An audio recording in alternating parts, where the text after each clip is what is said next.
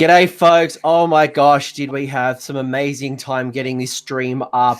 It is episode 9 or 10 of Down Under Sigmar.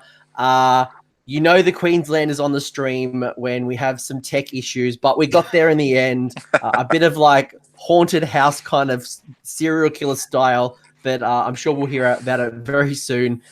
As always, we have my guest, my co-host, the villain of Age of Sigmar, Liam. How are you, brother? I am good. I'm still recovering from the weekend, but I am good. I'm alive. Came back in one piece somehow, but I am good. I'm sweet. And what was the weekend for everyone who may not know what you... I was at the Dwellers event, Lords of War, which was really awesome. So many highlights, but I gotta say the Saturday night was a whole different level. But Melbourne knows how to party, especially the Dwellers. They definitely know how to drink a lot, especially Randy. Randy can drink. I saw some rough pictures on the Friday or the Thursday night, and I know Randy was having those fruit tingles, and I saw some... He ordered the whole menu. Like, he literally, we're at dinner, he just stood there, and he goes, can I have this, and he had to make it clear that it's just for him. Did he eat 3 bites of that and then give up, though? Or? No, he ate it all. He ate it all. And then I had a bit of my cheeseburger, and then I couldn't finish it. And I looked at Randy, and I saw he demolished his meal. I'm like, do you want this? He goes, yeah. And he finished my cheeseburger. They mustn't have good quality food in Tassie, so he's just like, shit, they got cheeseburgers. He at home, he's a vegetarian. So when he's out at Warhammer events, he's allowed to let loose. So this is like like meat galore because he's away from home. So yeah. But he was honestly champion. He won Lords of War. Getting to party with him was great. It was an awesome event. Had 5 great games. It was awesome. We'll highly recommend to go to a Dweller event. That's for sure. So let's do a smorgasbord. Shout out to Dwellers for putting on an amazing event. 63 players in the end. I know 66. 66. I saw there were a few dropouts, but awesome event. They streamed it on Twitch. I think it's the first stream in Australia since CanCon. So well done to those guys. I don't know if I learned anything about Warhammer from their stream, but certainly there was a lot of shit talking between Sam and Raph. Does Essendon need a new coach? That was pretty much one of the topics I remember when I joined the thing. I'm like, their style of communicating to each other was like through WhatsApp on the phone, and then like I just kept seeing Sam being like, "Yeah, Raph is a shit human being." I'm just like, "What the hell is going on?" But there was some tactical genius about I think the private schools that the boys had went to, and I think they were talking about like everything that basically wasn't Warhammer, like 12 hours a day. Almost zero Warhammer talk. That sounds about right. Dwellers, yeah. Sounds about right. A lot of vegan talk too, like Lockie's girlfriend being a mushroom farmer or something. And yeah.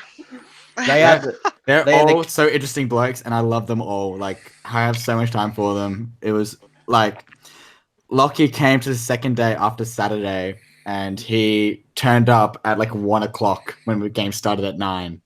Like he was like, that's Lockie's style. We actually had a few dropouts because they could not get out of bed from the Saturday night. Like, if that gives you an idea of like how hard people went on a Saturday. I had seen some Game 4 photos of people like trying to play the game under the table, and like I'm seeing random pictures and like that all happened. It was glorious. It was Doom handled his situation real well because he rocked up on a Saturday and he looked gone. It was good.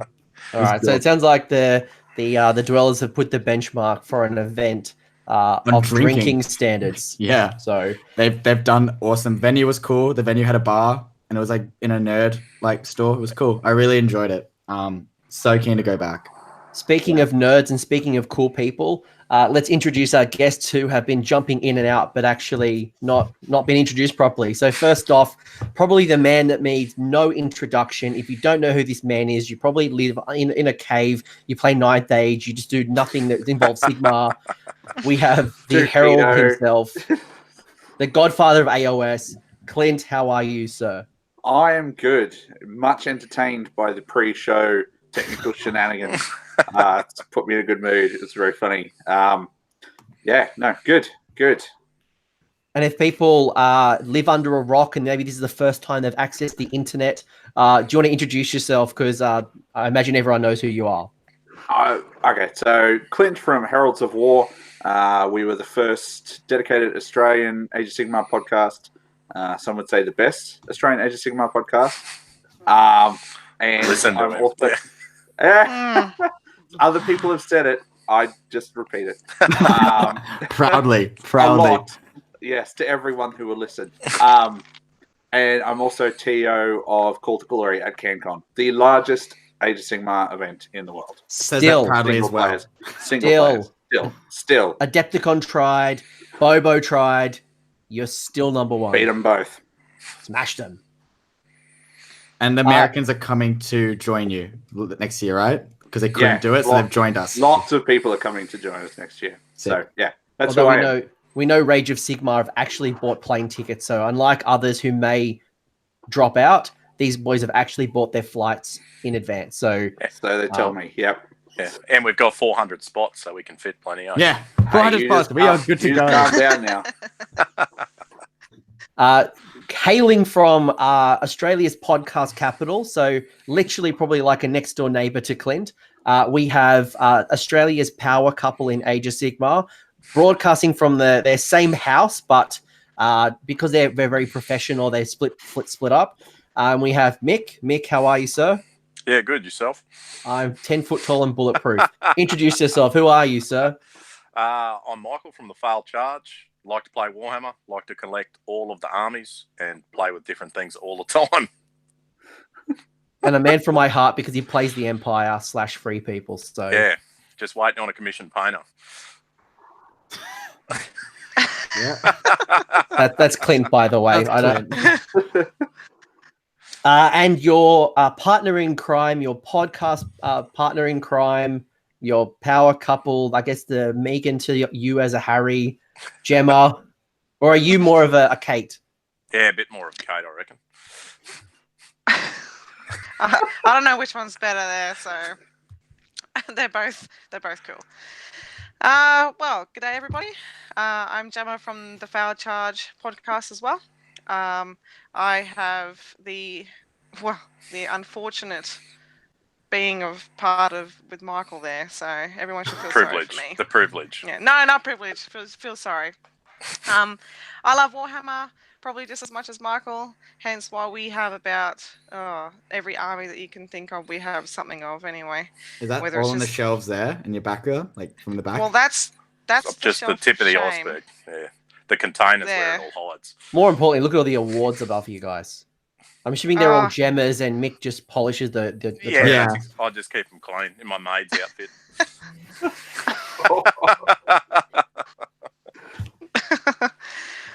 Yeah.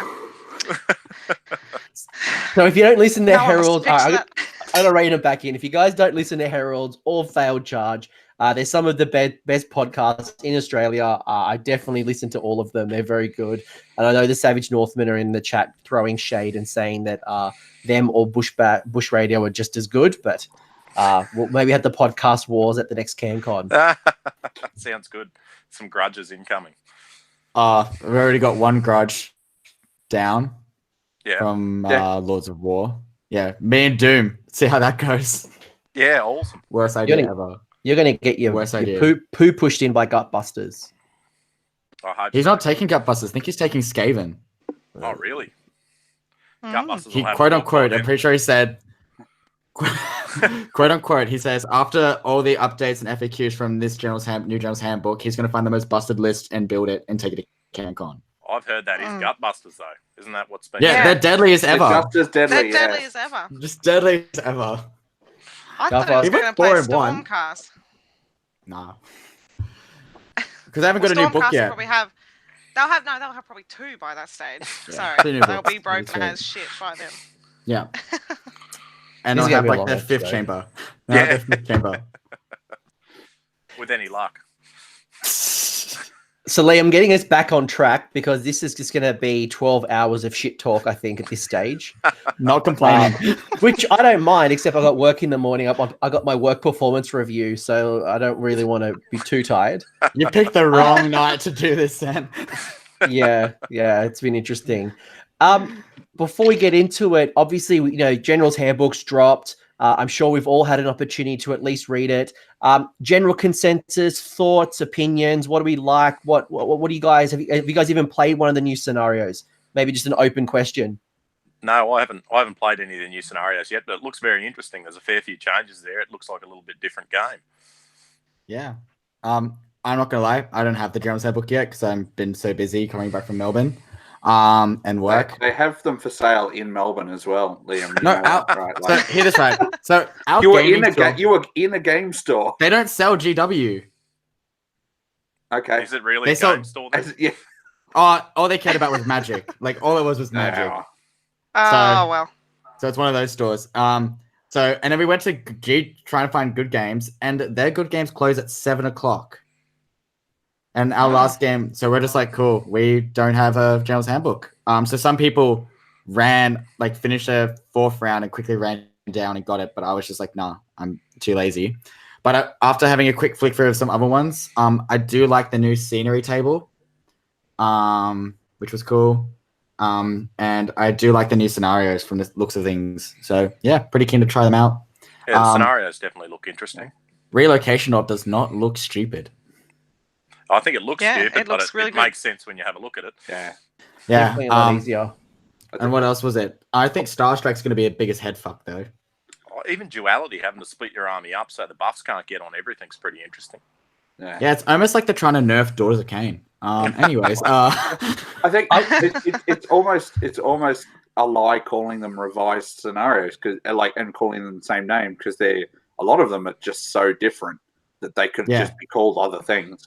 Right. I haven't tried it yet because our Toowoomba sort of AOS night is tomorrow night, so I haven't had a chance yet. But GHB is really good. I'm very happy with it. I agree. And I'm happy with the point changes so far. They haven't done Feck and Skaven and Slanesh yet, but so far, happy that Hag Queens are 90 points. Yeah. You think you've seen tears now? You just wait a couple of weeks for that PDF to come out, and then we'll see proper wailing and gnashing of teeth. I don't know. I just hope the same thing happens that happened to Daughters. Not much.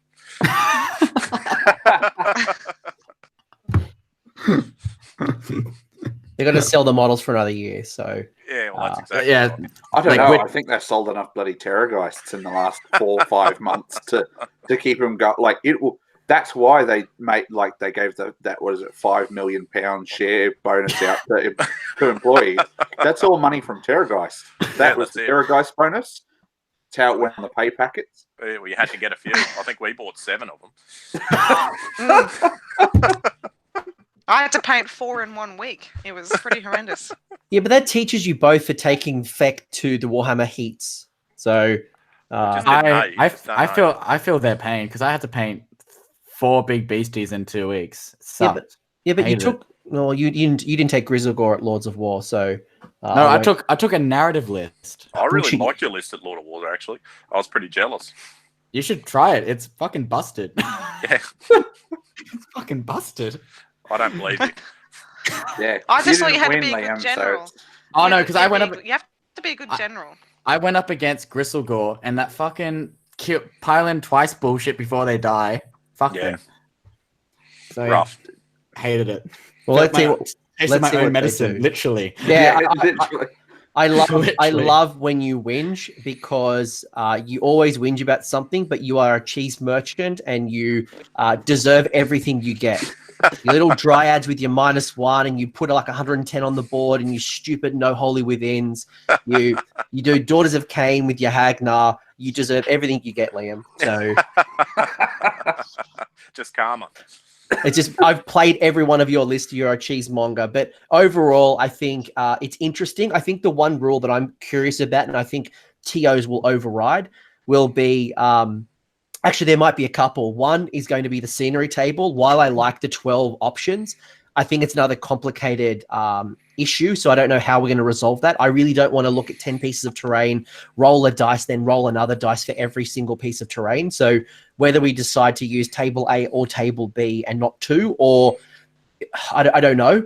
I think the second one is going to be the rule around scenarios, and basically you agree if we're going to play Scorched Earth, are we using 2018 or 2019 as the rules determine? But I think as a TO, I'm just going to say you're playing 2019 stiff shit. No ifs, no buts. That's the rule. Yeah, I think it's a bit of an ask to make people carry around. Like, I understand that they want people to hold on to their 2018 books, but I think it's a bit of an ask to make people carry them around to tournaments to play like 3 scenarios out of, say, 2 scenarios out of the core rule book, which is nice and heavy, and then 2 scenarios out of 2018, and then 1 scenario out of 19, or whatever the combination is. But you've got scenarios from 3 books then, and I think that's just a little bit too far. It's a stretch. Add malign sorcery, potentially add forbidden power, plus a battle tome, plus the tournament packs. Yeah, see, I'm so excited to because I remember when the leaks came out, people were like worried about the faction terrain scenery rules, and how everyone literally just went like, cool, not happening, just not going to be a thing. And there's just some things where I think sometimes GW just didn't actually think to themselves, but like, can we actually fit null holes in this scenario? No. Well, so all those Skaven players who just bought null holes, just leave them at home. But would that book have been written before the Skaven came out? It wrote at the same time. At the same time. Oh, okay. But it's this great thing called communication, which clearly did not. Which they don't do. Yeah. They don't do. Just like how they didn't really talk about the Sinesh depravity table, because that definitely fell through quite a lot. I noticed there was a few things not in the point system. I know there's the skull, one of the Forge World skull taker, maybe. Shout out to Gabe. Shout out to Gabe, who's like RIP this particular model. So, and I noticed the Corn Dragon's not even in there. So, they didn't sell enough models. But we do have the compendium back. So, formally, officially, Tomb Kings are back. They're not dead. They're back, which is amazing. I was frightened for a second there. Tomb Kings are back and are powerful as ever. Snakes are OP. Yep. Your retirement fund is still in good hands. Have you guys, excluding Liam for a moment, have you guys had any games played recently? Any highlights, any opportunities? I haven't played for a while. I haven't played since Sydney Slaughter. Clint, have you had a chance to play a game yet? Yeah, it was last Thursday. So in Toowoomba, our local store at the moment is doing a bit of a slow grow campaign. So I've been using that to get the Slaves to Darkness out on the table, and so far I'm 3 for 3 losses with Slaves to Darkness. It's pretty good. Michael beat me, a guy called Gary beat me, and last week I lost to a chap named Brad. So it's good. I'm glad that I'm not taking them to anything anytime soon. They just, very interesting. But but when it's like 750 points and 1,000-point games, like they're a bit different. Do you think your Slaves to Darkness would work better as a meeting engagement army? Oh, probably. Or if they had better rules, that'd probably help. But just having some friendly sort of store campaign games has been pretty good, and pretty soon going to have to ramp up some practice with the new scenarios for an event next month. So, yeah, okay. Michael, Jemma, how have you guys? Have you guys had some games recently? Do you want to go first, Jem? So I'm in the same boat as Clint. So I've also joined that slow grow campaign that the local shop is running. So we decided to have a look at these shelves over here, which is our shelves of shame. And I had a lot of Nighthaunt on there that was 50% painted, and then it just got put back. So I was like, Michael goes, how about finish them off, because I airbrushed them and then finishing them off would be pretty easy. And I was like, that's a good idea. And then it just so happened that the Forbidden Power box sort of came out around the sort of the time that we started the campaign. So I had a couple of games with Nighthaunt, and now I've jumped on the Legion of Grief train, and I'm enjoying that. So I've had 3 games in the campaign, and then I've also been helping a guy who's just moved up from Brisbane, who was a 40k player mainly, and he's just decided to start AOS. So I think I've had probably 4 intro games with him, and it's been going really well. So yeah, that's pretty much all my games, and I think we're going to be playing our first 19 games on Sunday. Awesome. And Mick, yourself? Yeah, I've been doing a bit of campaign stuff as well, just with the Gloom Spot. But I recently went down to Mount Gravatt for a tournament they had down there, just a 3-round 2,000 point one day, and I took down Corn Archaon list. And how did you go? Really, really good. A lot better than what I thought. So Archaon's OP. Cool. He is pretty good in that with all the extra attacks. He was in Reapers of Vengeance for the double pile in. I had the artifact that gave an extra neg 2. So with him, it was neg 4 bravery and an extra D3 run away. I had the Bloodthirster to give him 6-inch pile in to get around the Feck shenanigans. Bronze Flesh to give him the 2-up saves, and then you can Mystic Shield him. The 4-up ignore spells. So it was definitely not terrible. It was actually a lot better than what I thought it would be. But I got the buy in the first round, so I just got the victory for that. Then second round, I played a Legion of Sacrament, double Zombie Dragon Archon list with 30 Reapers. And first turn, he Curse-used off my War Shrine, and that was all he got till the end of the game. Ouch. But can I just say, good on him for Curse of the Years off. Like, that's an achievement. Threw a portal, too, in the first turn. I was worried then. And all those stuff went up in points. Yeah. And then I played triple Terrorgeist Feck army with Feast Day and a lot of summoning. And managed to get the win on that. What?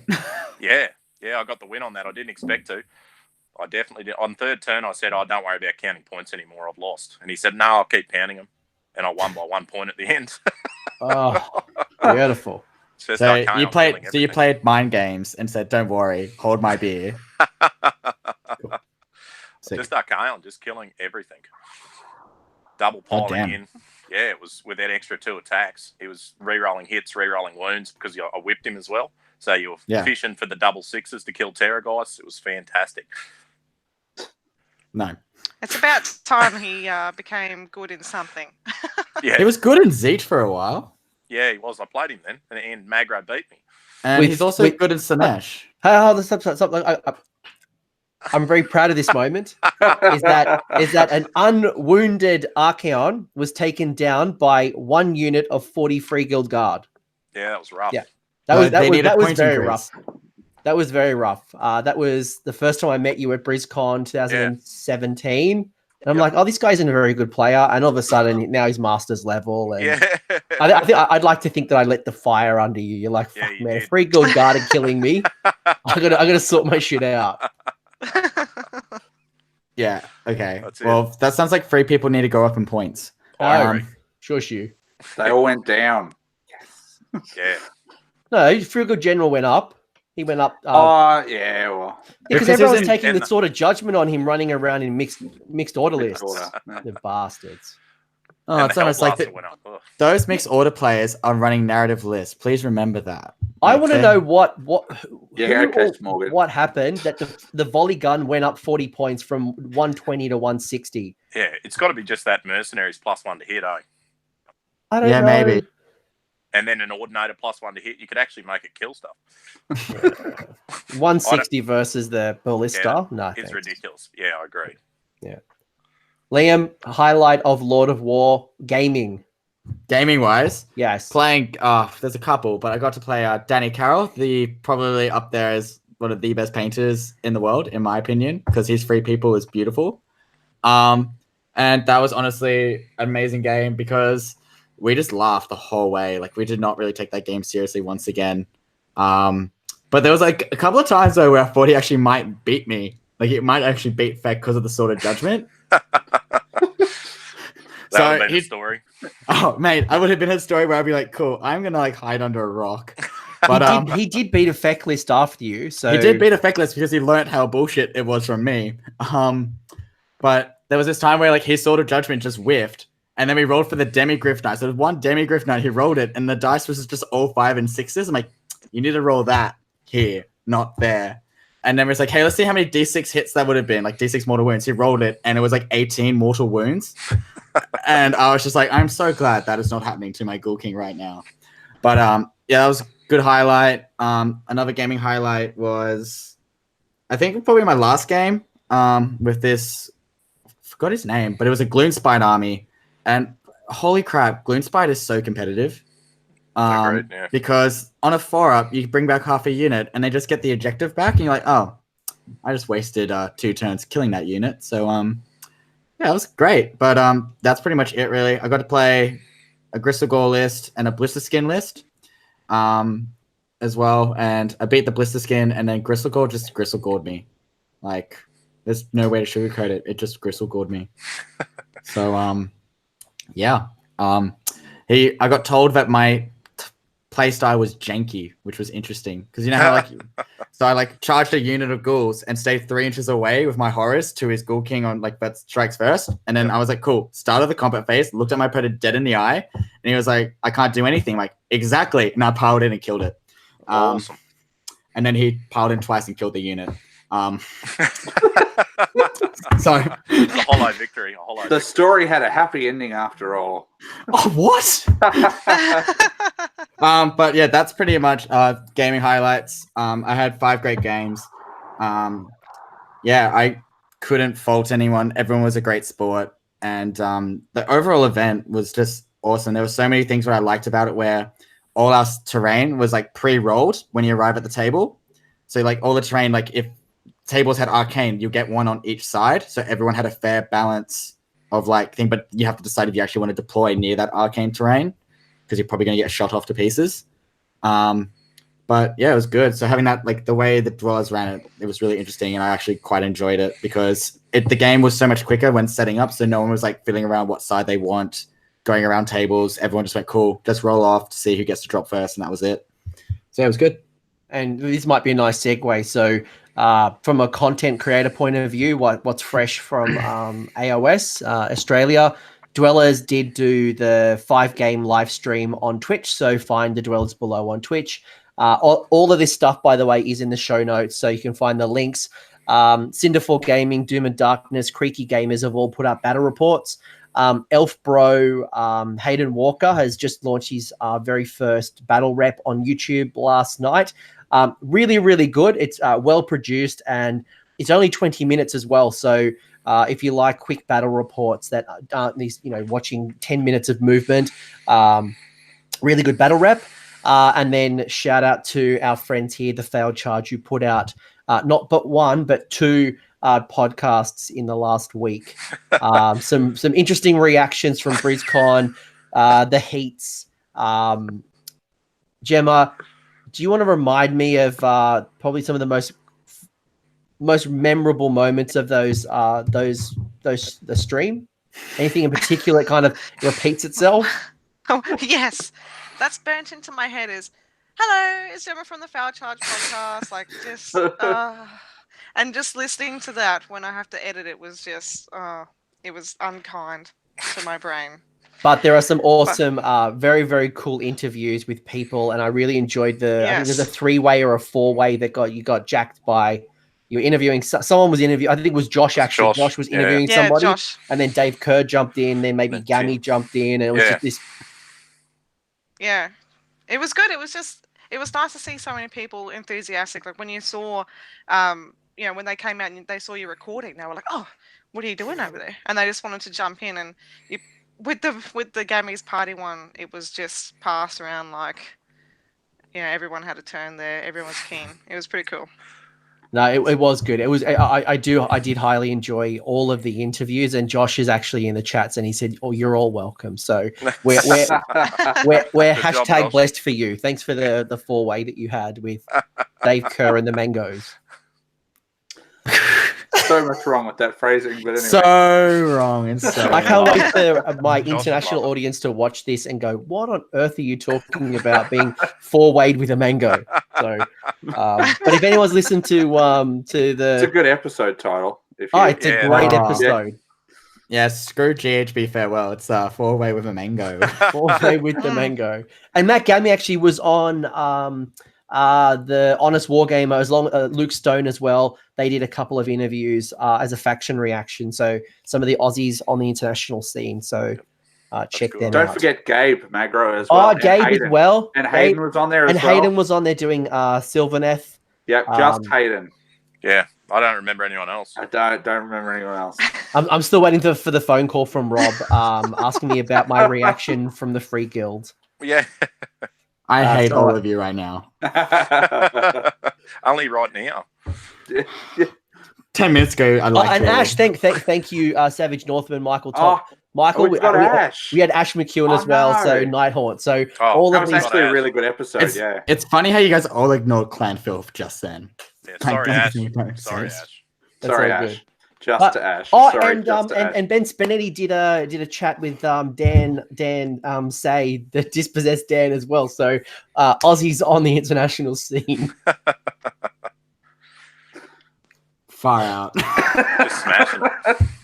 You guys are nailing this. I love it. I love you all. Amazing. I thought you hated us. Yeah. Oh, I'm bipolar as all hell. You'll probably change in like 10 minutes again. Oh, Jesus. All right, so now that Liam hates us all, do we want to talk and farewell the General's Handbook since we're in such good high spirits and we want to celebrate and Liam's in the corner having his salty snacks? Sure. All right, let's.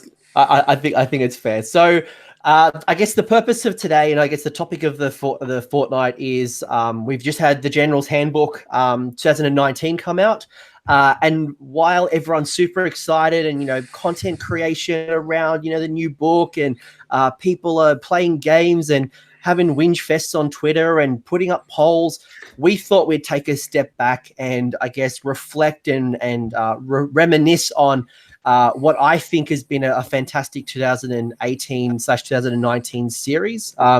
We've had the book for 12 months. We've had so much go on from a local point of view. We had new armies. We had lots of events. We had new content creators on the scene. So I think today's topic really, I think Liam and I wanted to break this down and find out what were some of the highlights. What did you guys really enjoy? I posted it on Facebook. I posted this on Twitter as well.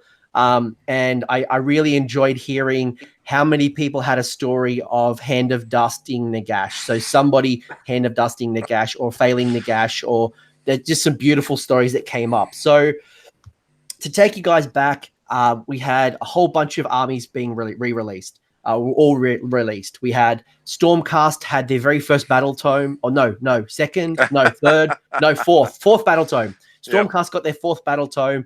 We had Nighthaunt, we had Beasts of Chaos, we had Gloomspite Gits, we had Blades of Corn, we had Flesh Eater Cords, we had Skaven, and Clint reminded me we had Slanesh. So I haven't missed any armies, have I? Just a couple of books there. There's a few. Just a few. It's almost like Fire Slayers? No, fuck. I forgot one. Not real dwarves. Fire Slayers aren't. They're the realest of dwarves. And I mean, technically we had Sylvaneth, but not. Only like select few have that book. We had a tiny taste of Sylvaneth. Did we? Because I have it here. Yeah, well. So I mean, so if you think about that, we've had a lot of changes. It's almost an army every 2 months we've had, or probably one a month. It's been one a month, and then they had to give 40k something because everyone was whinging about Yanari or some crap, some random thing. I don't know. I don't understand that game. Don't get it. So so we've had a lot of meta shifts. We had a lot of armies bring different things to the table. In the last 12 months, we had the introduction to command abilities. We dabbled in it with malign portents, but we really had them in the new GBH. We had command points. We had the Realmscape features introduced. We had malign sorcery. We had forbidden power. We've had so much introduced, and we had new Age of Sigmar content creators pop up from Bush Bash to Cinderfall Gaming, Creaky Gamers. Mango Radio jumps in occasionally. I think even the Savage Northmen started their podcast in the last 12 months. So we've had a bit of an explosion, a lot. Do you guys feel like we've had a lot happen in the last 12 months? No. Yeah. Yeah, definitely have. It's really ramped up in the last 12 months, I think. Yeah. You only got to look at the numbers of CanCon and you know that. Yeah, it's almost like they nailed that new core rules because it's just easier, I think. But yeah, it was good. I remember some people losing their mind about command points though. I don't remember exactly who, but I'm pretty sure you could name anything controversial, Michael, and you could then go, go and find it being ranted about on Liam's Twitter. So low hanging fruit, mate. Low hanging fruit. Yeah, that's exactly right. You know, you got to kick him in while he's down. Why do you think Liam's on the show? I'm an advocate of a wrestling guru called Eric Bischoff, who I met last week, and he has a book called Controversy Creates Cash, and Liam is my controversy. So I'm just gonna say this: fuck dice apps. Anyways, yeah, I'm hearing you. Right. Okay. There we go. There's the Twitter storm for tomorrow. Well done. Tick. So jump in the chat. How do you feel about dice apps while we're going? I will rage at you in the chat if you say dice apps are good. Not only do we have that, I'm gonna do a refresh of some of the biggest events, and hopefully I don't miss any big ones in Australia.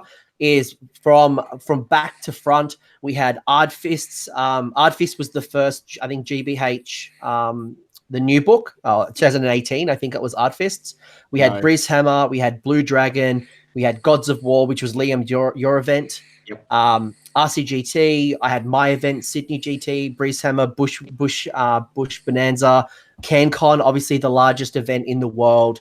We had South Australian GT, so Doom and Darkness' very first event. That was 40, 50 players. Awesome. We had the heats. We had the Australian Warhammer heat. So Matt Gravatt had launched the official Games Workshop entry to the tournament scene, which both of you had attended, and I know you both had won your heats. Yep. Michael Heat 1, Jemma Heat 2. With which army again? Just Feck. Hey guys, same list. I'm just gonna have to interrupt here. Unfortunately, I'm on call at work and we just lost power.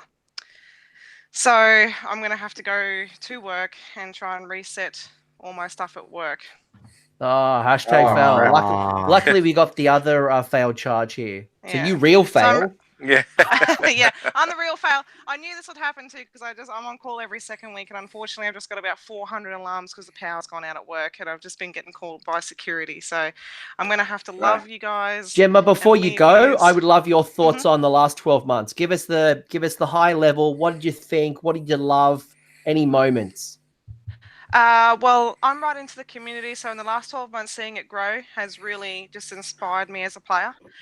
Meeting new people has really inspired me as well. It's just lovely knowing that we have something in common with so many other people. It's just growing and growing, and it really warms my heart to know that it's just forever growing, and I think it's going to do that in the next 12 months as well, because I think the new GHB is really good. Being part of CanCon was a highlight to me because it is the biggest tournament in the world, and just being a part of that is awesome. Seeing so many people together, again, the community has been amazing. The heats and the Mount Gravatt heats and the final was definitely a highlight. I may have taken flesh eaters, but you still had to guide them on the table, and she was moving with the scatter dice. I saw her. Yeah, and we did do really well down there. So that, again, because that was sort of like the first time that they've ran anything like that at a Warhammer shop, I think that was a highlight for me as well. Being able to buy our portable recorder has been a highlight for me, just because it has enabled me to meet new people, ask them about their hobby, what they like about it, how they play, what armies are out there. It has just in general been just. The whole year has been a highlight to me. Just watching it grow has been amazing. No, thank you. And if people want to see more of Jemma, you've got the podcast. You did a faction focus with us with Chris Tott on Nurgle. I'm sure we'll do another one soon. But have fun restoring power and helping the greater community again and being selfless. Yeah, I'm so sorry, guys. And thank you very much for letting me be on. Always a pleasure. Mick's going to have to pick up the slack. Yeah, my heart's also warm, but I think that's heartburn or something. I don't know. A few other events we obviously had the Savage Northmen had their first big event, the Battle of the Northern Realms. We had BadgerCon, we've had Sydney Slaughter from Chris Welfare, we've had Lords of War. It is 23, 24 events. We've had some interesting armies winning from Skaventide, Blades of Khorne, Daughters of Cain, Slaanesh, a whole bunch of Daughters of Cain, a whole bunch of Flesh Eater Courts, Hell, we had Brishammer being won by Dave Kerr with Bone Splitters. So we've had a whole range of just craziness. Yeah. Upside down meta, pretty much. Yeah, very strange. Yeah. I mean, like we've still had a whole bunch of like on meta. I think Andrew won with BreezeCon with Fire Slayers. So we've still had some pretty top armies. That's not on meta. That's not on meta though. That's not on meta. That's no, statistically that should not be happening. Yeah. Wasn't it like a week after the book was dropped before the FAQ? I feel like Yeah, it was. Yeah. No one knew what anything did. No disrespect to Andrew. Like he's been playing Fire Slayer since day 0. So yeah, and Hearthguard Berserkers became the best combat unit in the game. Yeah, that is rough.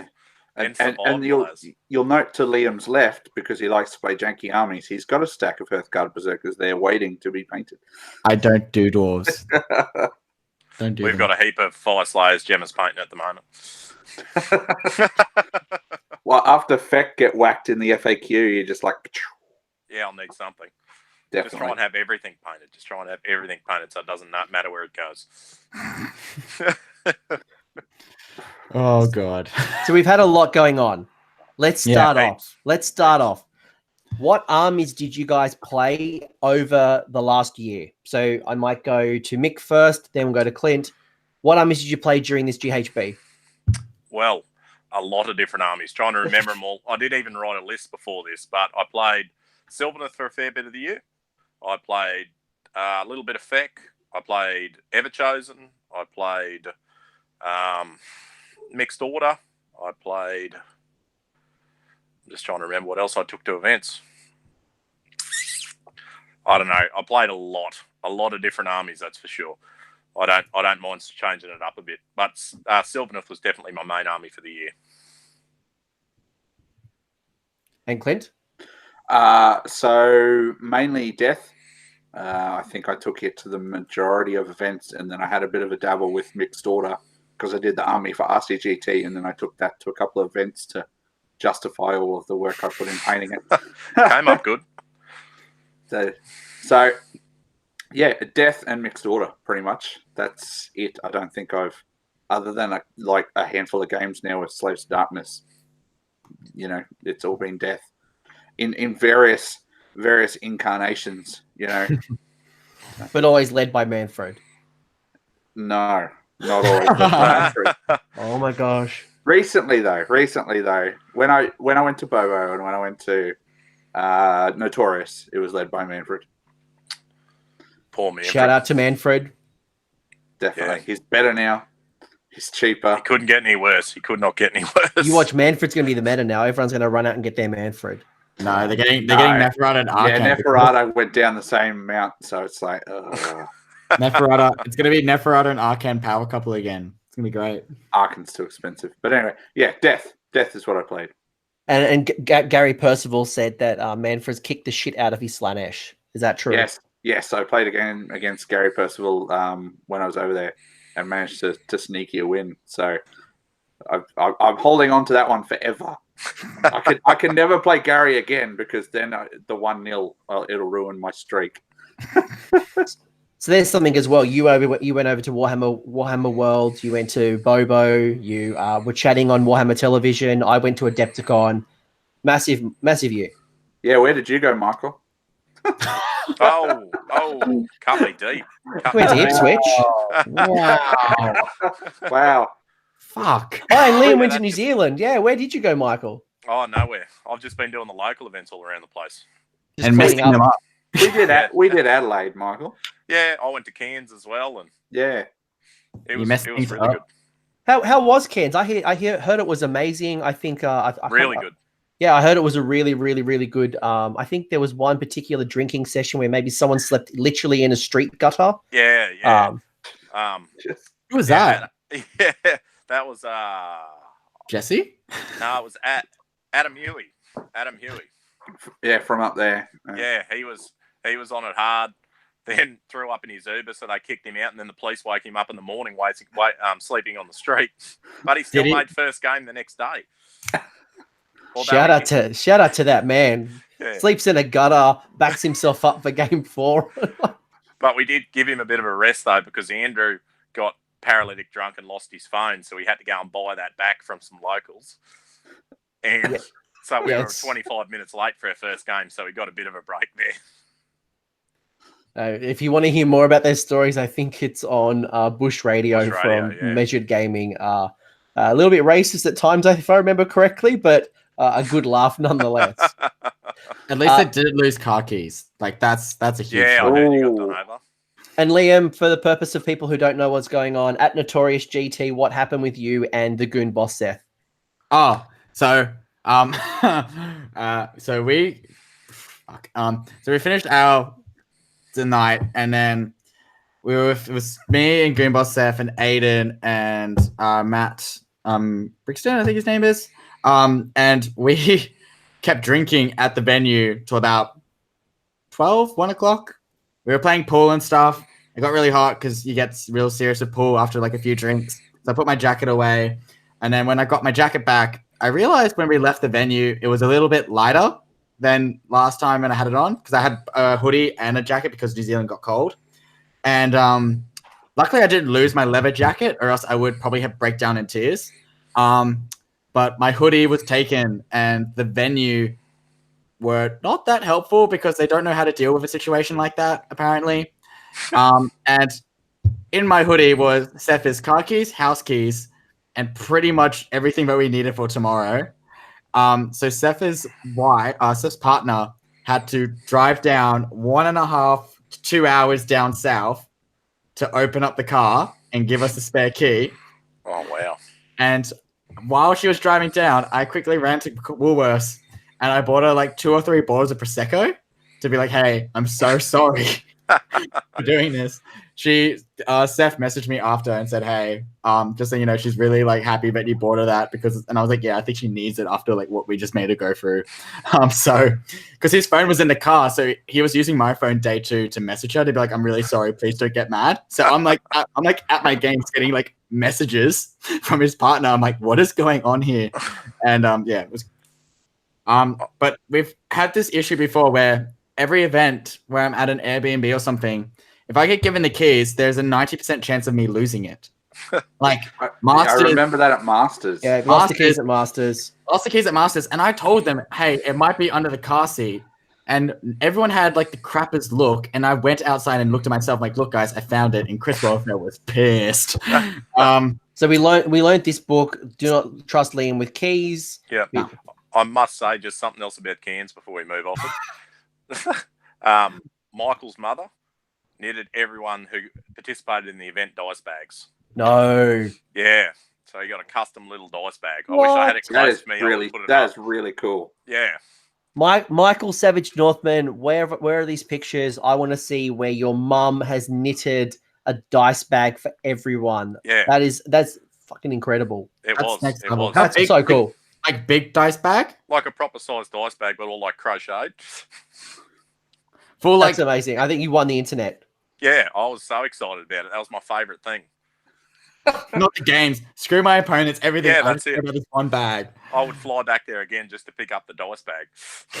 I think next year if I go, I'm gonna have to buy mum flowers. Like if she's knitting dice bags, like mum's gonna get flowers and chocolates and wine. Savage Northman says they'll send you one, Magro. Hell yeah. I'll feature that on this channel. Liam, what armies did you play this year? Everything that was busted. Clint's laughing because he knows it's true. I was hoping you would say something like that, because otherwise we were going to jump in and correct whatever it was that you said. So I literally have the rank. I just got the rankings here so I can get reminded of what busted crap I brought. So in the year, I took Doors of Cain. I went back to my first true love, Flesh Eaters. And let's all be honest, that was Masters was interesting. Isn't Sylvaneth your first love? That's what I said. First love, Sylvaneth. No, you said Feck. No, you said Flesh Eaters. You said Feck. Oh, really? Oh, sorry. Yeah. No, first love, Sylvaneth. And proverbial slip? Yeah. And I went back to Feck, even though last time I played Feck, I hated the playstyle because it was stupid. But I went back because it was busted. And when I heard that you can make Big Beasties battle line, I jumped on it like hell. But yeah, so I took Flesh Eaters, Sylvaneth, Doors of Cain, and now I'm going back to Doors of Cain. Yeah, so, that's next. That's the new book. Forget that. Yeah. So super. Yeah. I took everything that was busted. I like that you left Flesh Eaters because it was not a very good interactive gaming experience with them, and then you went back to them because it was worse. Well, it depends which side of the table you're on. Yeah. It's true. Right. You had that big Flayer list. You had Dead Watch. You didn't have fun, and then you went back to it. I did Dead Watch with Necromancer when that was like you can do 3 pile-ins a turn because that was a positive play experience. And then that was a positive play experience. And then went to Sylvaneth and I did the Dryad spam, did Doors of Cain, did Hagnar bullcrap, and then Flesh Eater Courts. I hope that you can pile in twice just for spending 1 command point because there's so much talent involved in that. And you had the audacity to have a little sookie pants about Grimghast Reapers coming back for 1 CP. Oh, that's still stupid and yeah, but you can't talk about all this broken stuff and then go on your little high horse and go, oh, Grimghast Reapers on 1 CP. Yeah, he's annoyed he didn't get Grimghast Reapers. That's the thing. No, if he could put Grimghast Reapers into his feck. No. Right? No. Liam, I've got to say this. James Mabry, the Duke himself, Mr. Positivity and one of the nicest guys in this game, has said you are no authority on positive play experience. Yeah, I like it. I like it a lot. You got owned, Liam. You got owned by James. Moving along, I played Moon Clan and Gloomspite. That's it. I'm sorry. That's all I played last year. No, you played 2 games with Death with New GHB with my Doors of Cain. Did I? Yes. That was so memorable. You destroyed him in 20 minutes, Liam. Yes, I did. And then you also destroyed my squig heavy list with your Dryads. And I'm like, what do I do? Yeah, didn't you take Death to an event somewhere, Macro? What? One of the local events? No, one of the little local events. Didn't you take Death to like a multi-monster list? No. He took Death. Pre-GHB, wasn't it? No, I feel like the last event I went to with Death was Sydney Slaughter, where I took out Best Death with Manfred. Yeah, and right. Then I think that might have been what I was thinking. That still doesn't make sense that it was with Manfred. But anyways, moving on. Well, it turns out good generals win with Manfred. Yeah, I might need to teach Clint a thing or two. That is true. Hey, I've never claimed to be a good general. Yeah, right, Liam, you going to ask something? No, I'm just going to leave that. It's going to slide. So, which events did we all attend? Like, does everyone remember? No, I had a printed off list, but I left that when we did the Blair Witch Project.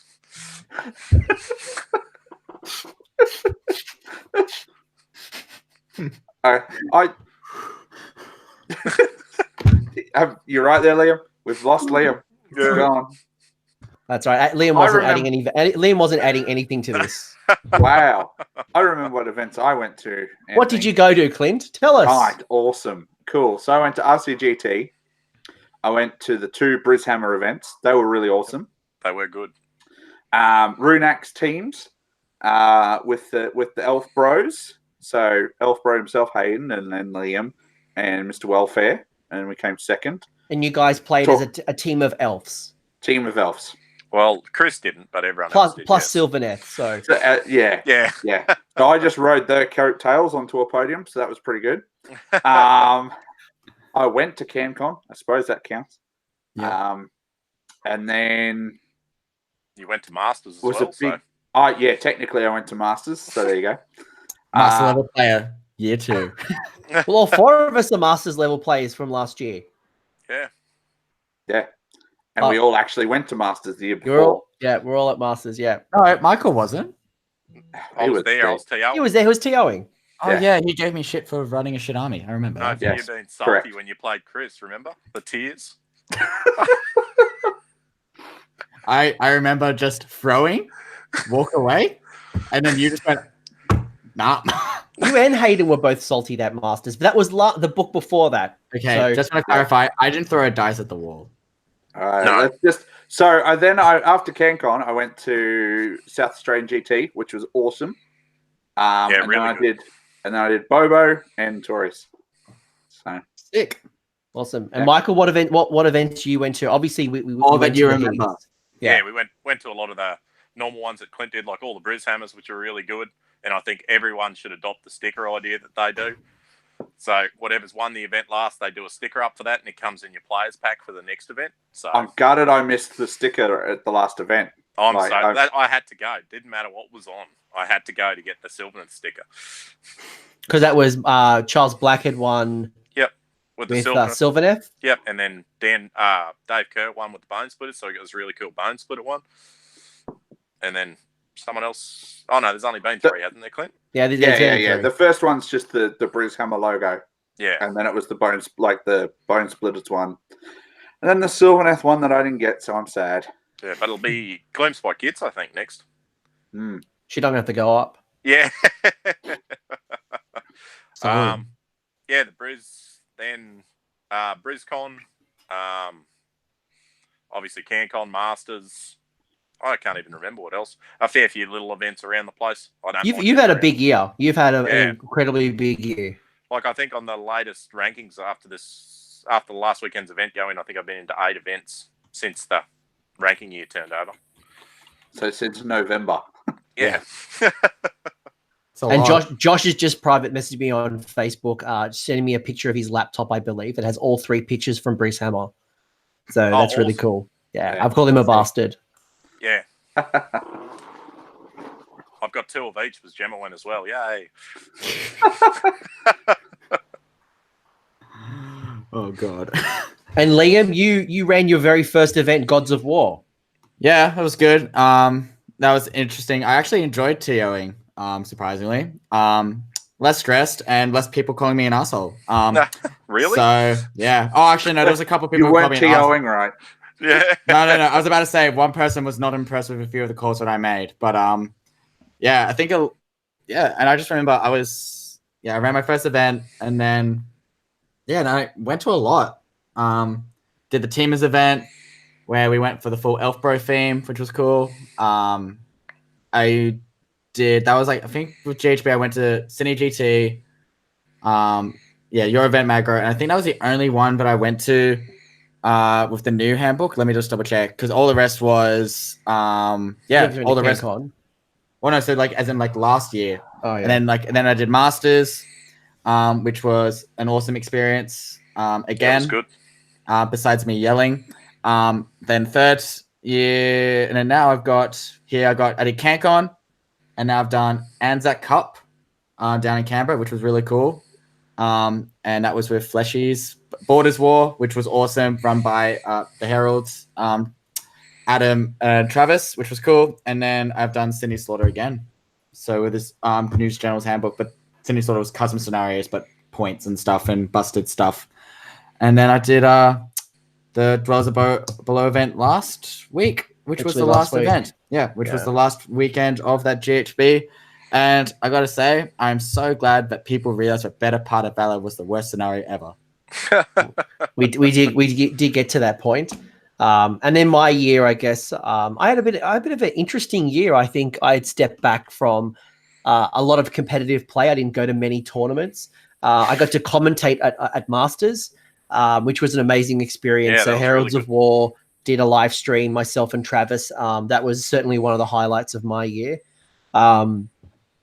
I obviously TO'd and created Sydney GT, which was a 74-player event, which was massive, but it took a lot of my gaming time away, creating terrain and tables and just general event stuff. So, and I'm noticing that automatically now that I'm preparing for my next one. It does take up a lot of time. And Clint, I can only imagine how much of your hobby time goes to running the event or preparing for the event as opposed to playing. He's got slaves. He's fine. I've got slaves on the day. I have slaves on the day. It's a different thing. Yeah. Too bad Slaves of Darkness are competitive. Anyway. Thanks for that. And then obviously I had CanCon and Adepticons. I got to try out the new Gloomspike Gits book 2 weeks. 2 weeks after it dropped. I think I had to create a list the week of the book. Which was fascinating, and so much lessons have been learnt along the way. So Was it the week before that you came down here and beat Clint too, or was that? That was a couple of weeks I come up for work. But that was fun. That was a lot of fun. With it was a very customized mixed order army that was like a Hurricanum with like a bear. I'm doing a poor justice for Clint. It was good. It was really cool. So, Clint, I'd love to throw this one at you and ask you a bit more about I guess the growth of CanCon or Call to Glory. So, when we started, many moons ago, it started off at around 50 players or 48, I think it ended up as. Then we moved up to that 110 mark and then literally doubled in size to 220. We had the Honest Wargamer live streaming. We had Rob and Nathan there from the team. We had Shorts Dan from AOS Shorts come over. We had the New Zealand clique come over. We had this massive explosion of our scene. I'd love to hear your thoughts and what you saw as the TO for Call to Glory year on year. Right. Well, besides doubling, yeah, it was awesome to watch it grow alongside the community, because it wasn't just CanCon that grew, it was the community that doubled in size, like, because players have to come from somewhere, you know what I mean? So don't they hatch them? I just make them up to fill my player lists, remember, to sell those tickets. Just to force other events out. But no, like, to watch the community grow big enough that they went, right, we're all going to converge on Canberra again to start making CanCon a really good thing. That was awesome. How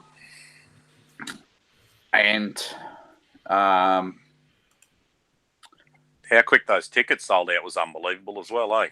I just remember. Go, Clint. Absolutely. It was really awesome. It was scary because we turned, like, they'd gone up on the afternoon and I got a call from the CanCon organizer that evening saying, are you like giving out prizes or something to sell these tickets? I'm like, no. We just have a very enthusiastic community who would like to come to this event. So I remember at Anthony's event, like on the day, like day one, people were just like walking around going, did you get your CanCon ticket? Did you get your CanCon ticket? And I was like, I'm like, look, I should be TOing, but I bought a ticket anyways. And then surprising no one. Yeah, surprising no one. Because I think Dan Brewer was the one that egged me on, being like, look, it looks like a huge event. You should go and play. I'm like, yeah, but TOing. And he just goes like, look, I can't see you being a TO. I'm like, okay. Bought a ticket. Because we have like a custom or a tradition. I don't know if this is globally, but certainly in Australia, that when you're at an event, if there is a TO from another event at your event, you usually, at the end of the awards ceremony, you ask them to get on stage and spruik, I guess, the next event. And I remember being at Sydney GT, which was September, October, and I was going to spruik at the end to say, hey, buy tickets. There's like 50 tickets or 100 tickets left. I was always going to push people to go buy CanCon tickets. But what was interesting was that I had to make that announcement at the middle of day 2, and then start the start of day 2 as well, just to remind them, guys, tickets. Yeah, so make sure you get some. Yeah, it sold out really quickly. Well, talking about things that'll sell out quickly too, is it on Saturday the teams event tickets go up for Runax? Friday, I think it is 8 o'clock on Friday. Yeah, it could be too. But people definitely better get on that, because they will sell out like hotcakes. Well, there was another first for us. We had our first team events. We obviously saw there was a blood tie, and there was a couple of team events internationally, but we never had a proper strong teams tournament. But Runax and Gabe had done obviously. There was like 8 teams. Like, it was nothing. I mean, Moab was okay. Like, no offense, guys, but like, what Runax was exceptional from what I saw. Yeah, like, really good. It was amazing. Event. I'm not gonna lie. Yeah. Like, I'm not dissing Moab from a couple of years ago, but the Runax really took on that team's event and really led it, and it was super popular. Yeah, with Moab 2 years ago, though, you got to remember that was the year where CanCon only had 50 players, so community was small in Australia. So like that was an achievement to get 8 players, because 8 times like there was like 4 players in each team. So there's still quite a few players there just to play one. So that's still an achievement. And then pretty much, and then when we saw Kangon go up to like 100 or so, Gabe's like, hold my beer, let me do a team event. And look how it turned out. It was freaking awesome. Well, that's the thing. The community grew in that time. Yeah. You know, just the community has doubled in size. Yeah, so easily, and probably more. Yeah, so that's why we probably saw Runex being like a huge achievement. But yeah, Moab was achievement at that time, because 8 teams, 4 players, that was still quite a lot of hassle to get people to sign up, especially when I think we did a tight ruling where it was like 1 of each Grand Alliance. Yeah, which was hard. Well, I had to play Destruction. I had to borrow an army just to play at the event, because at the time Destruction and Death weren't that popular, and luckily there was a couple of like Death players around. But good thing Destruction's really come up in the world since then, though. Hey, oh yeah, like, but there are definitely more options now. Yes, cool. I've forgotten what the question was, because it was 10 minutes ago at this point. We're talking about like the growth, like talk us about the. Yeah. It was awesome. The growth was awesome. And what you saw is so many new players, and then you saw the return of some older players who obviously saw AOS 2 come out. That's something that I think is really important to mention when we talk about this.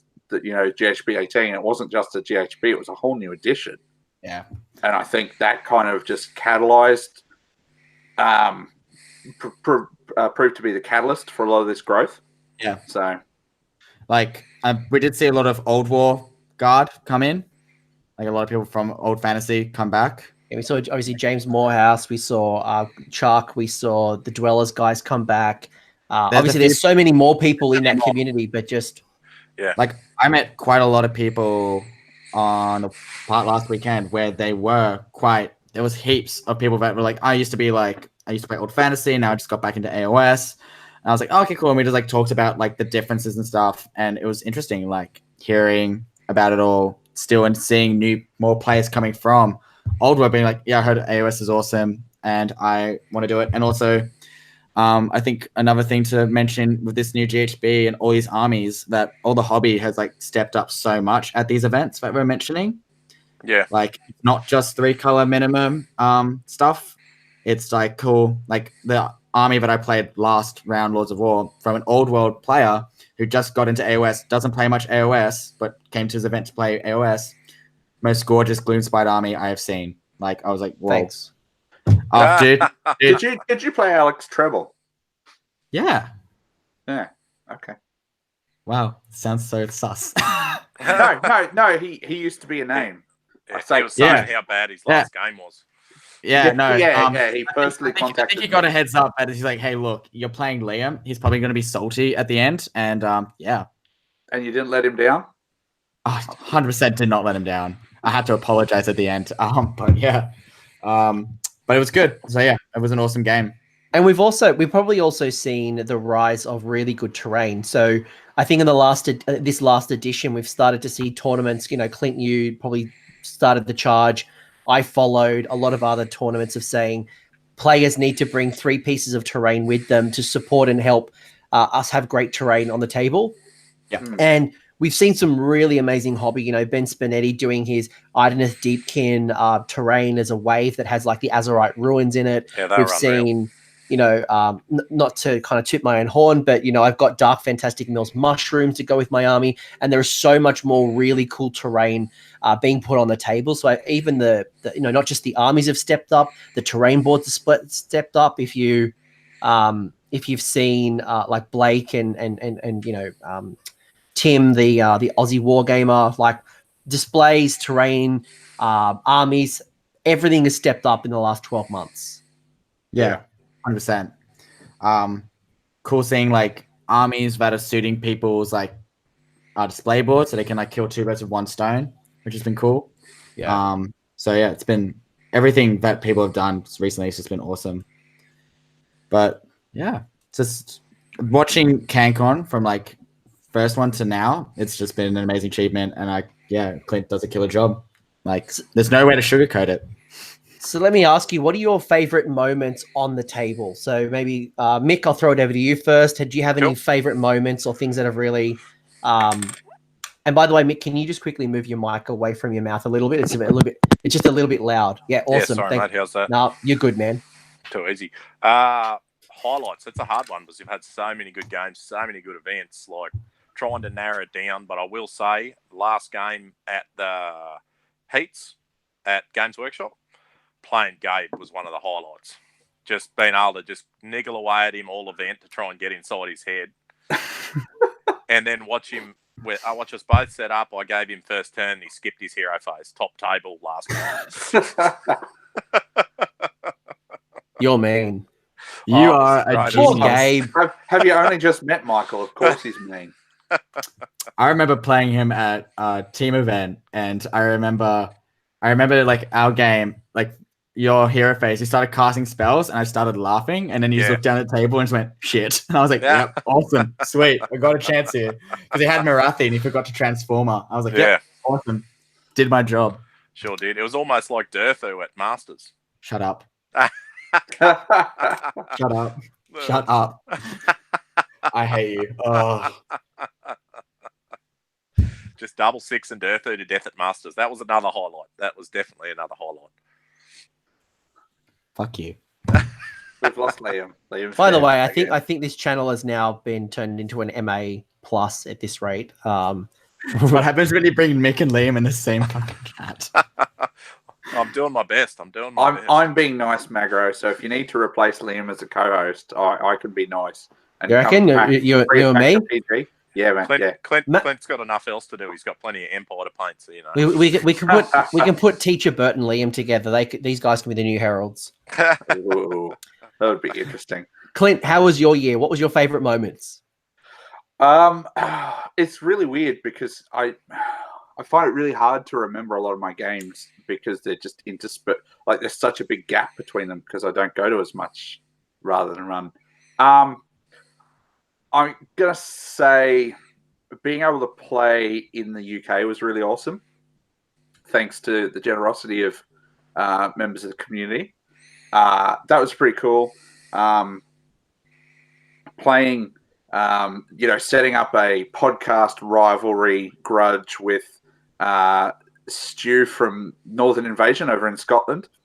So we'd lined up, turned up at the table, exchanged goodies.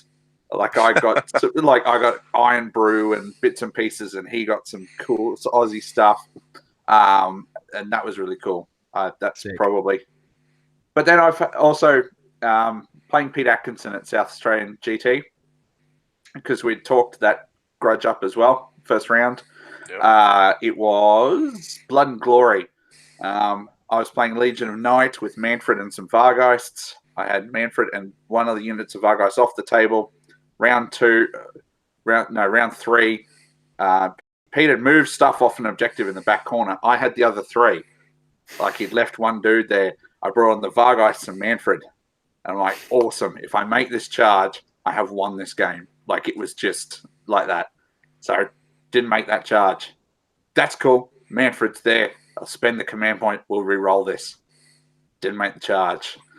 And I'm like, great.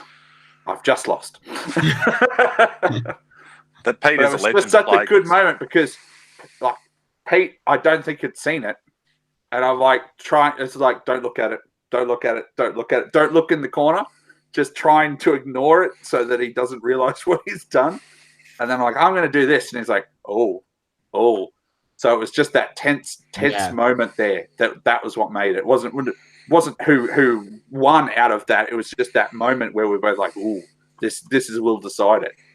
So I love it. So I'm going to throw a couple of curly ones that I've got from Facebook before I go to Liam.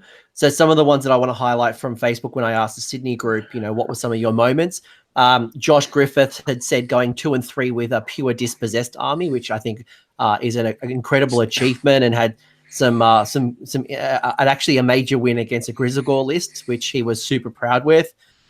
Seth Cook winning the relocation orb against a mirror match Gloomspite at CanCon, and he got he said, while I got completely tabled and killed 0 points of my opponent's army. So That's good going. interesting. He did a Dan Brewer and won the scenario without killing anything. Yeah. You had, Kieran Askins talking about some of these amazing events that he's had. I should probably bring up this photo probably in a minute soon of this is from Sydney Slaughter. Actually, I might see if I can bring it up really quickly. I think this is... I know the photo you're on about. It's so good. This is an awesome photo. It's a beautiful example of our community. So this is Kieran and Zed, Zoran. And it's, I'll see if I can zoom in a little bit, but it's them. I don't know exactly what the situation was, but at Sydney Slaughter, they are on the same side, sitting down, obviously talking something through or sharing strategy. But I thought that was a brilliant moment of sportsmanship and really what our scene's all about. It was just so casual. They're just sitting there. It just looks at. And can I just say, it was like, they couldn't ruin that great moment. They couldn't stand up and move models. They just stayed there and like reached across and just moved model. It was just something. It's just something. I love it. Right. Really, really cool. I'm going to unzoom out for a second. What else did I see? Liam, while I fix up my screen, what's some of your favorite moments? Okay. Got to play Hayden at Masters, even though when we told Clint, I'm pretty sure 2 days beforehand, please don't pair us up. And then he says, I can't control this, I'm sorry. And then we got paired up and we took it quite well. So yeah, that was cool. Playing Dan AOS Shorts at Notorious GT, absolute gent. That was an awesome experience just to get to hang out and play a game with him. He doesn't get to play Warhammer much, so being able to play with him and like getting to do that was cool. And yeah, generally, I can't really just say like, I think another one is like playing Danny Carroll again. Like that guy is just a gent as well. But yeah, there's just moments like, I don't know, me being a competitive player. I think one of my best moments was when I beat a Death Army, which had Grimghast Reapers. It felt so good. But yeah, because I really hate that. I just hate it. But anyways. You wouldn't know, especially if you follow Liam on Twitter. Yeah. Pete Atkinson says Clint getting 0 kill points from the first day of SAGT and still winning a game. I forgot that. Yeah. I went 1 and 2 on the first day and got 0 kill points. And then in my 4th game, I accidentally killed someone. No, I killed some Kinnerai and got like 80 kill points. I'm like, God damn it! What army were you running? I was playing the Nightfall pack with Manfred and 2 units of 6 Vargeists and a bunch of skeletons and stuff. It was a really cool list. It is. It's a cool list. It was a really fun list to push around. That was the game where I let I forget what her name was. Let her fly Little Marathi, and then Michael's like, no, she can't fly. I'm like, God damn it! Just helping out a new player too. I'm just good at this game. What can I say? Like, you know all the War Scrolls so well. Our game is in the has wings. Like, come on now. Yeah, That's false advertising. I think our game is in good hands. Yeah, see, I think another highlight was when at Sydney Slaughter, was like when Chris put up quizzes of like War Scrolls, I just couldn't get it right, and it's like armies that I've owned. I'm like, how is this possible? Yeah, so Liam, there was a question about a Sylvaneth spell, and it was like, what's the I think the casting range? value and the range, and I think Liam, you messed up at least the spell number, and you argued, you're like, no, it's this, and it wasn't. You failed.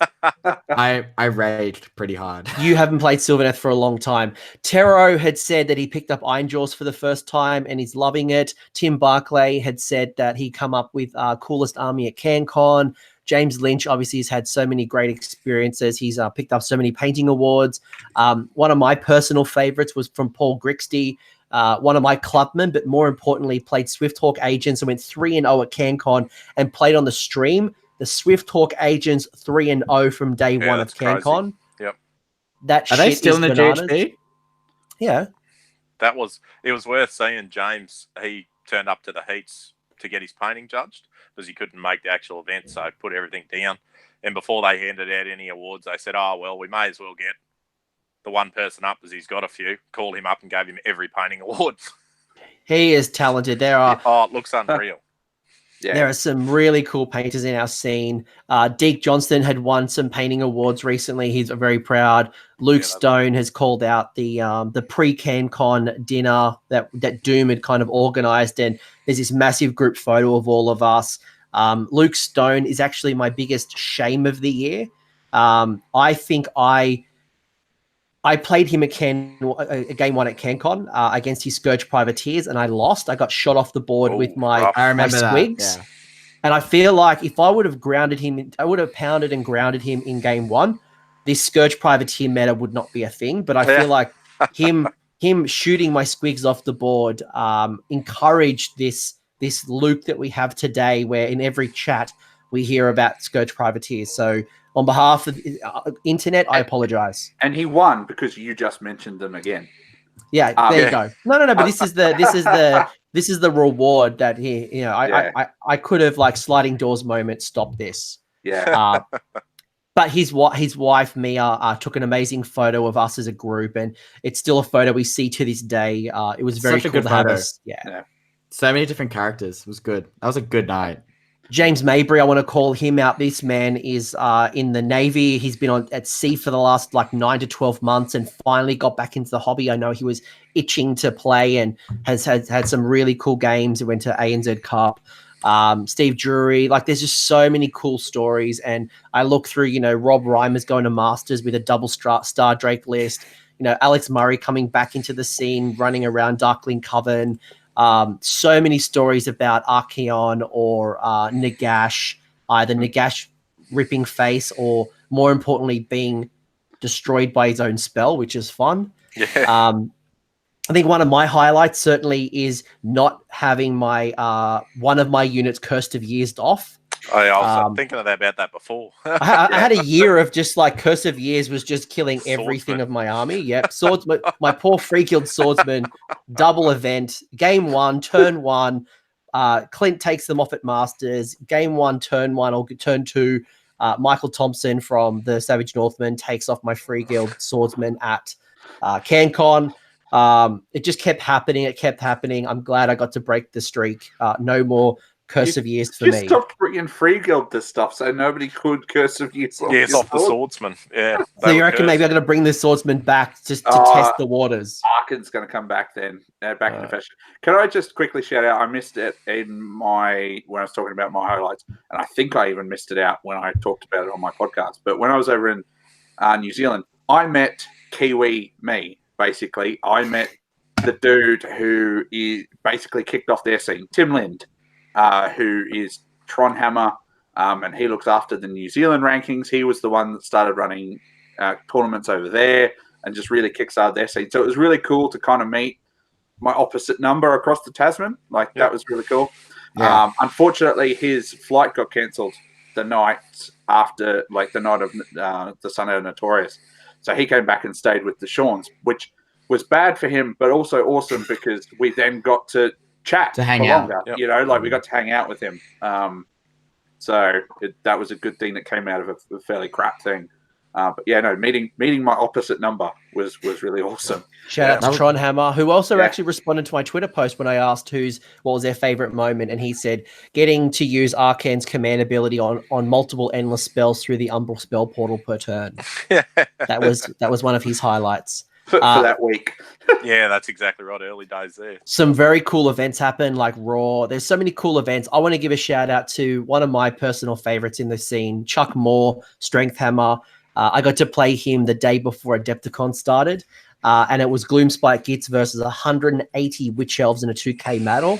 That's out of control. That's a positive play experience. I beat him, and I think he was shocked that a bunch of Gits could beat. But it was such a cool game, win, lose, draw. Chuck Moore is amazing, and it was a really cool game. And he didn't take Hagnar because he's not dirty like you, Liam. I think he played Crieghton. Yeah, I remember he played something weird. Well, if he's running a list like that, Crieghton is actually good.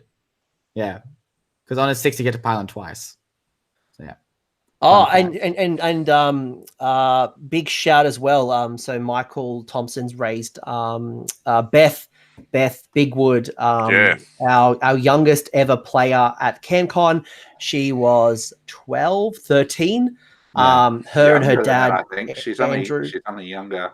She is No, so sassy. I think she's 12. I think she's 12 or 13. But Beth Bigwood played competitively through CanCon, did an amazing job. Beautiful looking Seraphon. Kudos to her. Super sassy. The queen of sass, isn't she? Like, yeah. Look out, everyone. Do you want to hear this? So at Slaughter, she came up to me and says, Liam, your army is terribly painted. And I was like, whoa. And then she got paired up with Jet. And Jet was playing with Ben Spinetti's Caradron. And she got paired up with Jet. And she looks at it and comes up to me and goes, too bad that's a shit painted army. And I was like, whoa. And then Ben Spinetti was like, that's my first army. And she goes, not good enough. And just walks away. She is awesome. And she's awesome to have around. She's great. So, yeah. And there's some really cool stories in the chat as well. Like, I keep them coming, whether it's on Twitter, on Facebook. I think, it's a really good opportunity just to reflect on the last 12 months and the friends that we've made, the events we've attended, the games, the stories. The enemies. The enemies that you keep reminding us that you're the villain. If you just shut up about that for a little while, Liam, maybe. I don't call myself that anymore. I'm pretty sure you said it on the Honest Wargamer literally like yes, less than a month ago. You're like, week and a bit ago. I'm the villain. I don't know why I'm the villain. Oh my God.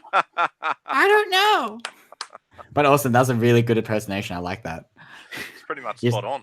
You just need the fringe. Yeah, like an emo fringe. All right, back on track. I thought we can keep going. Are you guys looking to retire some of the armies that you played over the last 12 months and starting a new army? Or do you think some changes have happened and your armies become more competitive, or maybe there's new ways of playing your army because, points have gone up and down, or, things have happened?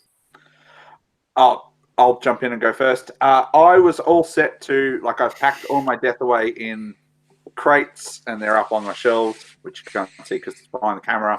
And I've started buying up beasts because I got myself a beast book. And I'm like, cool, this is good. And then GHB dropped. I'm like, oh, Graveguard went down. Manfred went down. The army I took away went down 100 points. I'm like, oh, ooh.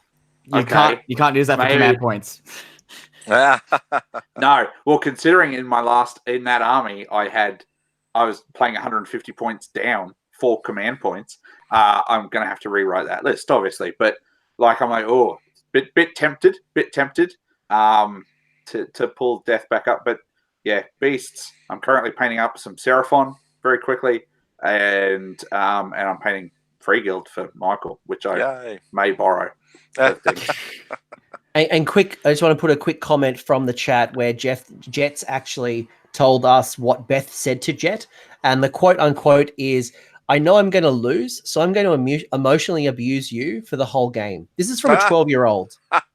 After 12-year-old to a Jet has been playing tournaments for years. So Jet's also 12. Jet's also a child. Also 12. And emotionally abusing Jet, I think, was what brought Clan Filth together back in the day. That used to be all I'd see is all of them picking on Jet. So it sounds like we need to give a membership to Beth. By the way, I'll hand out the registration papers next event. And Clan Filth dies. So Clint, you're starting Beasts of Chaos. You've been obviously playing Slaves to Darkness. You're now thinking about going back to Legions. Yeah, definitely. Because one, it's all painted. And two, all the stuff that I used went down in points. So it's like, maybe I could tasty. It's like, I could fit more awesome stuff in. Blood Knights got cheaper. Fargeist got cheaper. So even the list I took to South Australian didn't Morghasts go down as well? Yeah. Yes. So literally all of the cool stuff that I would put in a list that wasn't necessarily top tier, but that I really enjoyed playing with, it all went down. So I get to put more of it in the list. Also, Vargeist became Soulblight Battle Line again. Thank God. Yes, I know. Yeah. I know. Common sense prevails. It's so tempting. So, Mick, what about yourself? you are obviously going to carry through. You are old OG with a lot of your armies. I'll give you credit. You were Flesh Eater Courts back in the day. Yeah. So you're not like Don't give him any credit. Nah, I like Mick. I feel sorry for him because my free guild killed Archeon. Like I feel like there's this sympathy. Just pointed me down a path. That did just pointed me down a path. But in all seriousness, like, are you thinking about continuing some of the armies that you've started, or are you going to mix it up a little bit?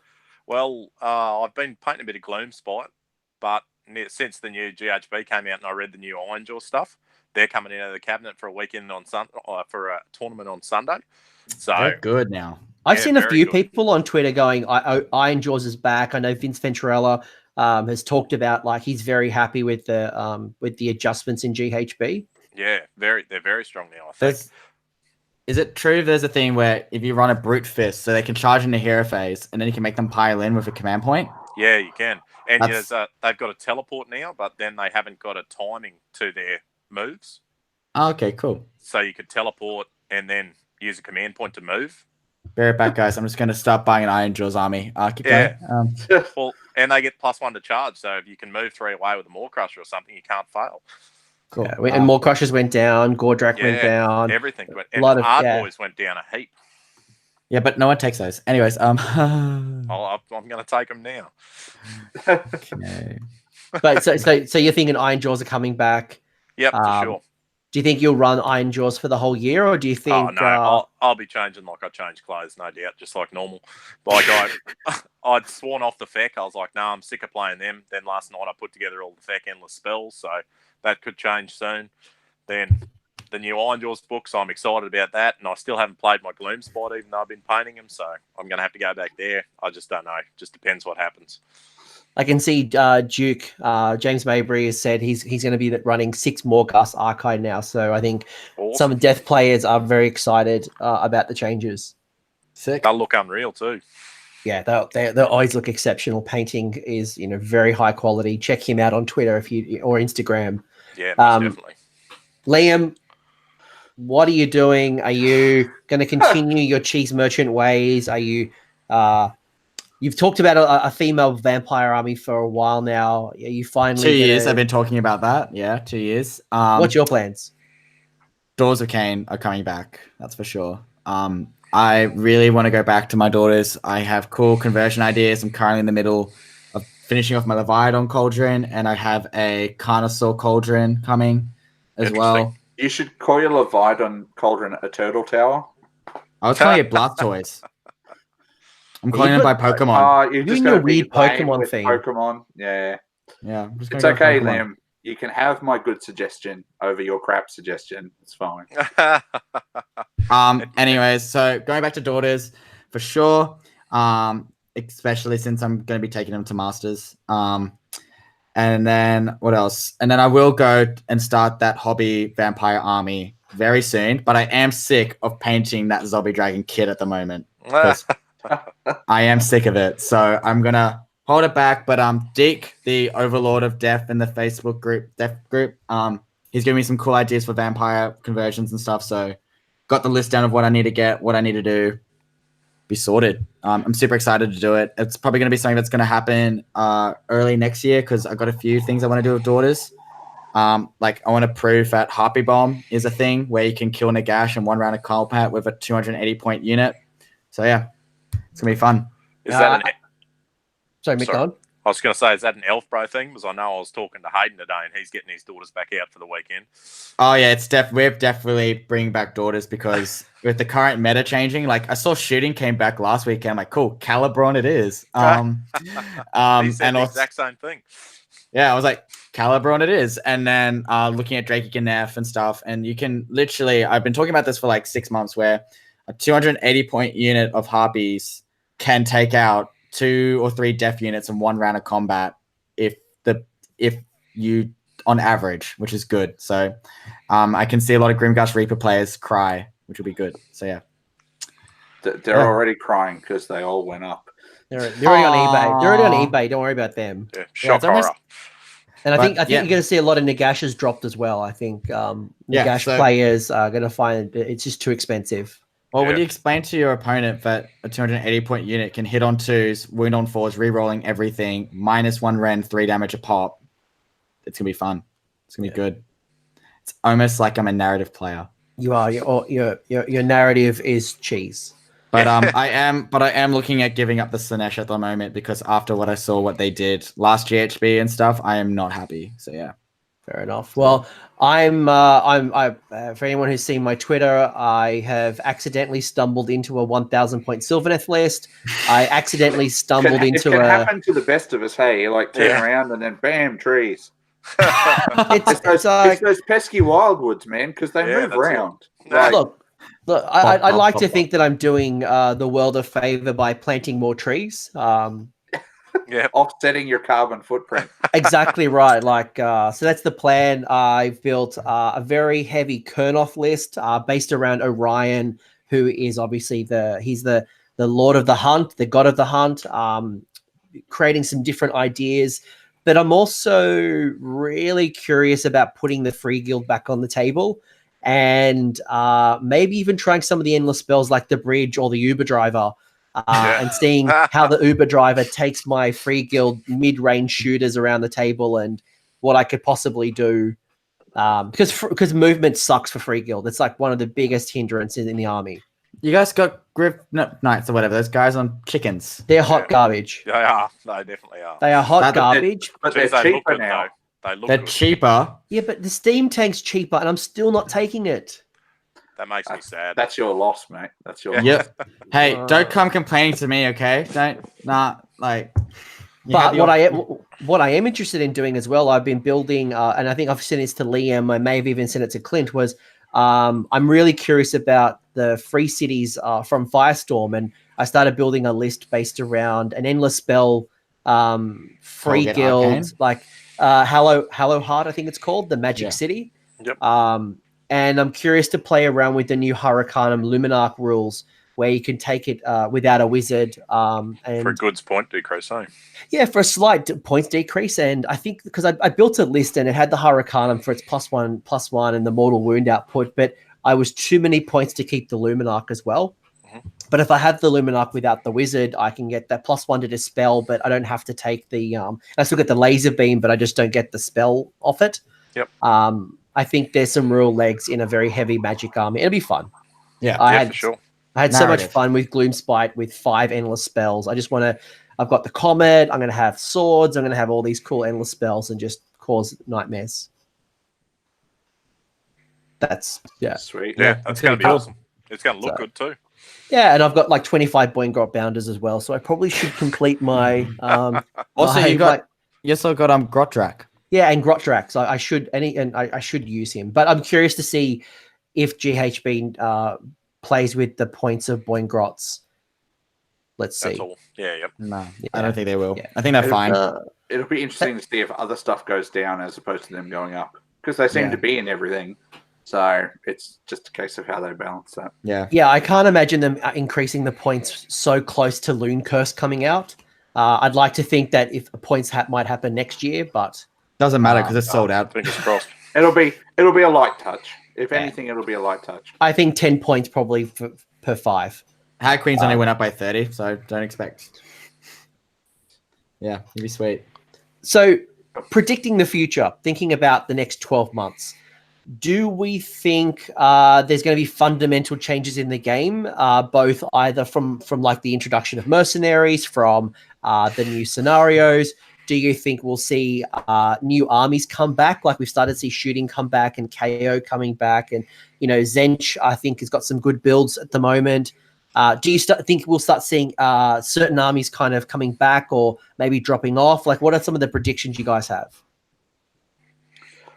I think every GHB always adjusts the meta somewhat. And I think it's really hard because our meta has changed so much so quickly in the last 12 months, because we have had a book every 2 months. Some months we had 2 books at the same time. And that shook the meta up so dramatically. But I actually think that this time round, those new scenarios, they're really going to make people think. And we're going to have this this period of a couple of months where people are figuring them out, and we're going to see some really, really bizarre army builds. Yeah, agreed. As people go, okay, well, duality. Duality splits the list, splits your army up into two, but you still need to do the thing. So you're going to see like compartmentalized armies, almost like two 1,000-point armies, almost that are the same faction. They can go play individually to take advantage of the fact that to offset the fact that they don't get to deploy all together. It'd be interesting to see how a lot of them playing along the board will affect people's army builds as well. Whether people just want to move less models while reaching all the way across the table. I always love this little bit after the General's Handbook because you just see some amazingly crazy armies. Do you think everyone's excited? Do you think mercenaries is going to be a thing? Like, can you see tournaments, 1, accepting mercenaries, 2, do you think people are going to sacrifice that 1 command point to take a mercenary? When they started talking about mercenaries and started talking about that 1 command point, people were like, "Oh, yeah, okay, that's a bit of a tax." But now you can only buy 1. Yeah, like that is pretty big. It's a fairly big tax, and I understand that some of the mercenary companies have been priced so you can't take them in match play. They just they cost out at like 410 or 420. Man-Eaters is like it's 200 points to get 3. It's like it's pretty like it's weird how some of the mercenaries you actually probably can't fit it. Yeah, some of the mercenary companies you must take certain models, while some of the mercenary companies just give you a framework. So like Flesh Eater Courts, for example, you can't take Terrorgeist, you can't take Zombie Dragon, but other than that, like you can take stuff. Like I was playing with like a death list, and I can take a Necromancer and 30 skeletons. I'm 10 points above taking the mass regiments of a block of 40. Yep. That's why the Necro went up. Yeah, because the Necro went up. So it's like 10 points away it's like 410. But yeah, some of them you can't just take that optimized list. Some of them, they're just too expensive for 2K. But yeah, I think that's very much on purpose. Look, I'll be interested to see what other events do with mercenaries in the next couple of months. Yeah, and I'll be interested to see how they play and what the community take up is as well. Because there's no point people going, "Oh, well, let's ban them from tournaments," if people no one's taking really going to take them anyway. Yeah. I think I personally wouldn't take them just because command points are so powerful in the game because they give you Inspiring Presence, a reroll charge, your command abilities and stuff, and all the new ones as well. Yeah, and like it's pretty much kind of like, why would I give up 1 command point? Like, and you can only buy 1. So like Flesh Eater Courts got hit hard with just being able to only buy 1 command point, for example. They will not be looking at mercenaries, even though they don't need to. But but at the same time, like I could in a force, I could take 1 ally, which is the Arch Regent or the Arch Revenant, the Arch Regent. Yep. And I can now summon. Or but that summon costs a command point to use. Yeah, but I can bring on a unit of Flayers. Yeah. But it's like it's one of those things where like you don't get a command point, so you probably bought 1, but are you really going to use that 1 like little command point that you have there to just summon and just waste it, or would you much rather start with another one and have a backup for a reroll charge or make a run roll? Mick, what were you going to say? I was just going to say, it depends what you're playing there in response to that, whether you've got command abilities that you need to use it on. But what I was going to say, like the Marauders, though, I believe the Marauder allies give you a D6 move before the game starts, and we've seen that be very powerful with the Free Guild Archers and such. So even being able to ally something like that in, even if it's costing you a command point, if it's stopping an Alpha Strike, that might be a worthwhile sort of thing to look at. And James bodies. Yeah. And James Mabry's pointed out as well, one of the new terrain pieces allows you, or one of the new terrain rules allows you to generate a command point. So command points definitely are more of a restricted resource. Sorry, go on. The Forbidden Power terrain piece can allow you to generate one as well. Yeah. It's 100 points, though. It is very expensive, yes. But Yeah. you're effectively buying command points at that point in a way that you can't now in a list. When that came out and you could just drop 50 points. 100 points. You could just drop the points and guarantee yourself command points and a triumph and whatever. It didn't make as much sense, but obviously, with the benefit of them having their plan in place for 6 months and 12 months or whatever, they knew what was going to happen. Or we can all play Gloom Spot and not worry about command points ever. And just roll 4-ups. And have nothing to use them on. Mate, I command points like this. Like I think Sydney Slaughter, I was averaging 10 command points at the end of my every game. I'm like, command point, yeah. Do you want a command point? Cool. Yeah. I think like another thing as well is like there was this one ally that Chris Welfare mentioned for Stormcast, the Starseer. On a 2-up, you get a command point. Yeah. So you can get one from the turn, and on a 2-up, you get another one. But then if you roll one, your opponent gets it. Yeah. Because I've been looking at Cinderfall lately. I've been looking at him, and I'm like, oh, do you really want to risk that one? Yeah. Every time. But like that's a thing. So I think a lot of people now are going to probably add it as we're talking about like changing lists up with the in between GHB. I think you'll start seeing weird things like that where people are putting Starseers and Stormcast lists in anvils because there's some armies that are command point hungry. Like for sure, super hungry. Most armies are command point hungry.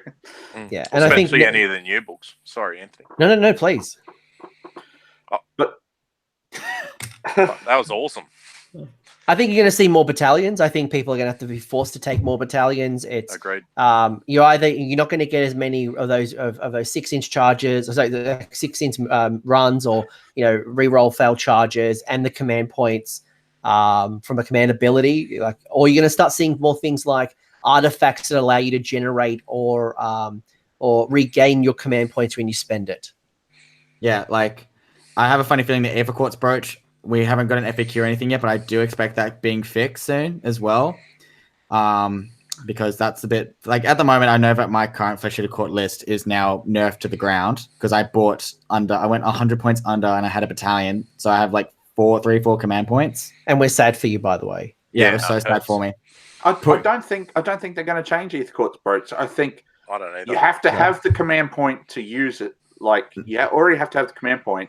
The issue is you use it, and then on a 5+, you might get it back. The and issue you're using is your artifact slot up as well. Sorry. The issue is for me with Aether Quartz brooches, you could have that guy who has Aether Quartz brooch at the backboard, chilling out, having beers, while your whole army's at the front spending command points and doesn't get to do it. I reckon it should be when the bearer uses a command point, then on a 5-up you get it back.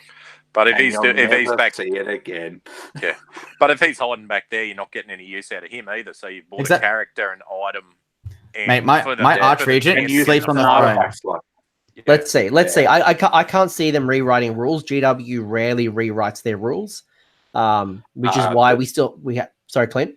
The Malign Sorcery the Malign Sorcery errata says different. Yeah, it's a lot of rewriting. But I honestly do not think they're going to change the brooch. If they don't, then I reckon my list. I've retired Flesh Eater Courts, but again, I've heard that before. Yeah. Oh no, trust me, I got sick of they reroll more than Daughters can do. You're as bad as John Farnham with his last time tours, mate. Like I'm never going to use Feck again. It's the last time. Sells it, comes back. Yeah. So let's go back to my original question, which was about armies that we think we're going to see more of.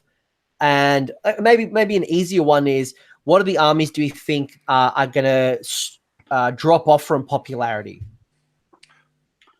Who wants to go? Go Mick. Michael. I think it's going to be very dependent on what the new points changes are for Feck, Khorne, Slaanesh, Gloomspot, any of those. The ones that are coming out in the PDF, because that nearly is the meta at the moment. All the armies that haven't been updated in GHB. What about things like Legions of Nagash, Blades of Khorne, Nurgle, Stormcast? Do you think we're going to see them drop off, or any of them drop off? Like you said yourself, Nagash, probably I'd say his days are over. And the Reapers going up in points is obviously going to affect that a bit. But whether you're going to see people just drop 10 Reapers, have units of 20s instead of 30s now. I still think they have a place, but yeah, Nagash will definitely drop off. But I don't know. I didn't see any of the other nerfs to the other armies being something that you can't deal with. I guess what I'm thinking as well is obviously, Legions and Nagash armies can't take those 3 additional command points. So all of a sudden that structure changes. And like Liam, I know from a Sylvaneth point of view, I'm seeing a lot of people talking about Alariel no longer being featured as often in lists, and things like Drycha and Durthu are now more viable options. Yeah, I agree. Yeah, like with her command ability being super command point hungry, that's definitely a huge change, in my opinion. That's one army, for example, that army was command point hungry, Sylvaneth. Like, we didn't have command abilities, but we were using it for reroll charging, reroll this, reroll that, a lot. But I don't think we'll see models like that. Like, we won't see Alariel. We'll see Archaon heaps, that's for sure, because he uses everyone's command abilities for 1 command point. It'll definitely be interesting to see, though, because Archaon's command ability uses command ability for 1 command point. Does that still work for the abilities in the combat phase as well? Yep, passes over. Okay, right out. So sure. the way it's played, from my understanding, is you spend that command point to say when a hero uses a command ability now in that turn, they get to use it. So if a Bloodthirster, for example, says in the combat phase you get to use it, then he gets to use it for free. Yeah, righto. Because it does say on Archaon's War Scroll that it's in the hero phase, though, doesn't it? Well, in the hero phase, in his hero phase, and I think it passes over because then there's like all these. Then I think Archaon would then need an errata because he is something that because he was written when command abilities was in the hero phase. Yeah, and I'm pretty sure it says that though, which is the thing that made me wonder. Well, he hasn't been looked at since like Everchosen book, which obviously is rumored to have this combined Everchosen Slaves to Darkness / Conan the Barbarian new theme Dark Oath. Yeah, but from my understanding, Archaon Singh passes over into command phase. So that's why I think we might see him a lot more, because he is saving you command points. Yep, for sure. Do you think Deepkin's going to change? Like, do you think where the days of the eels are over? Do you think there were enough changes to incentivize turtles and reavers and some of the newer or the different styles? Or are we going to keep seeing eels? I reckon we'll see eels, but defensive eels. I reckon we'll see Deepkin being real defensive, in my opinion. So it's almost like Zench, where we saw the Skyfires sweep to the Enlightened. Yeah. It's just like, cool, offensive, defensive. Also, sharks are definitely a thing now. So Ben Spinetti was ahead of the meta. Yeah, great.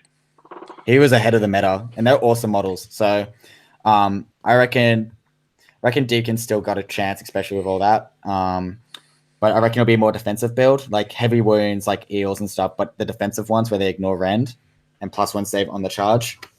So yeah. And also we might see Reavers now. But yeah. Other changes, I don't know about you guys, but shooting definitely is back, especially with Courage and Overlords. So let me ask our guest, Michael Clint. So we've talked a little bit about some of the armies we think we may see drop off a little bit. Yep. Do you think we'll see certain armies regain their spot on the tournament scene? Are we going to see Bone Splitters, Iron Jaws? Are we going to see Zench? Are we going to see KO? Are we going to see like Seraphon? Like, what do you guys think we might see? Over to you, Clint. Well, I'm just going to jump us back 3 seconds. Archaon's errated command ability says it must be a command ability that you use in the hero phase for it. It is? Free. Yeah, perfect. Thanks for checking. Awesome. They did errata. Cool. Perfect. Cool. So they'd obviously seen you coming. Yeah. So, what does Liam do? Yeah. So stuff that's going to be on the rise. I think we're going to see Iron Jaws come back. Agreed. Not that they went away, because we'll look at how many there were at CanCon. But what you'll do is you'll see them shift up tables. Yeah. Like where the average Iron Jaws table might have been, in that sort of between 60 and 75%. Maybe it's now on the other side of 50. They didn't become world beaters. They became decent though. Yeah. Keep going, Clint. No, you go. Yeah, I was going to say, I did enjoy 2 years ago how we saw Iron Jaws heaps, and it wasn't just one list build. if that makes sense. So I hope when we see Ironjawz come back, we'll see that again, where it's not just the same Ironjawz army, if that makes sense. Like we've seen Doom and Darkness running around with double cabbage. We've seen people running with like lots of pickies. We've seen lots of people with brutes. Yeah. Like they've got 4 war scrolls, but there's a lot of variety in that. Well, they've got cool battalions. Yeah. I think you'll see Seraphon come back and start playing movement shenanigans a little bit more. You don't have to roll for that thing anymore. You don't have to roll for their sort of Lords of Time and Space. Yeah. Because previously there's a good chance that you wouldn't be doing anything. So, which is disappointing, and I've watched it happen, and the sadness, so much sadness. You don't get to move afterwards now, but I still think it's really good at positioning things.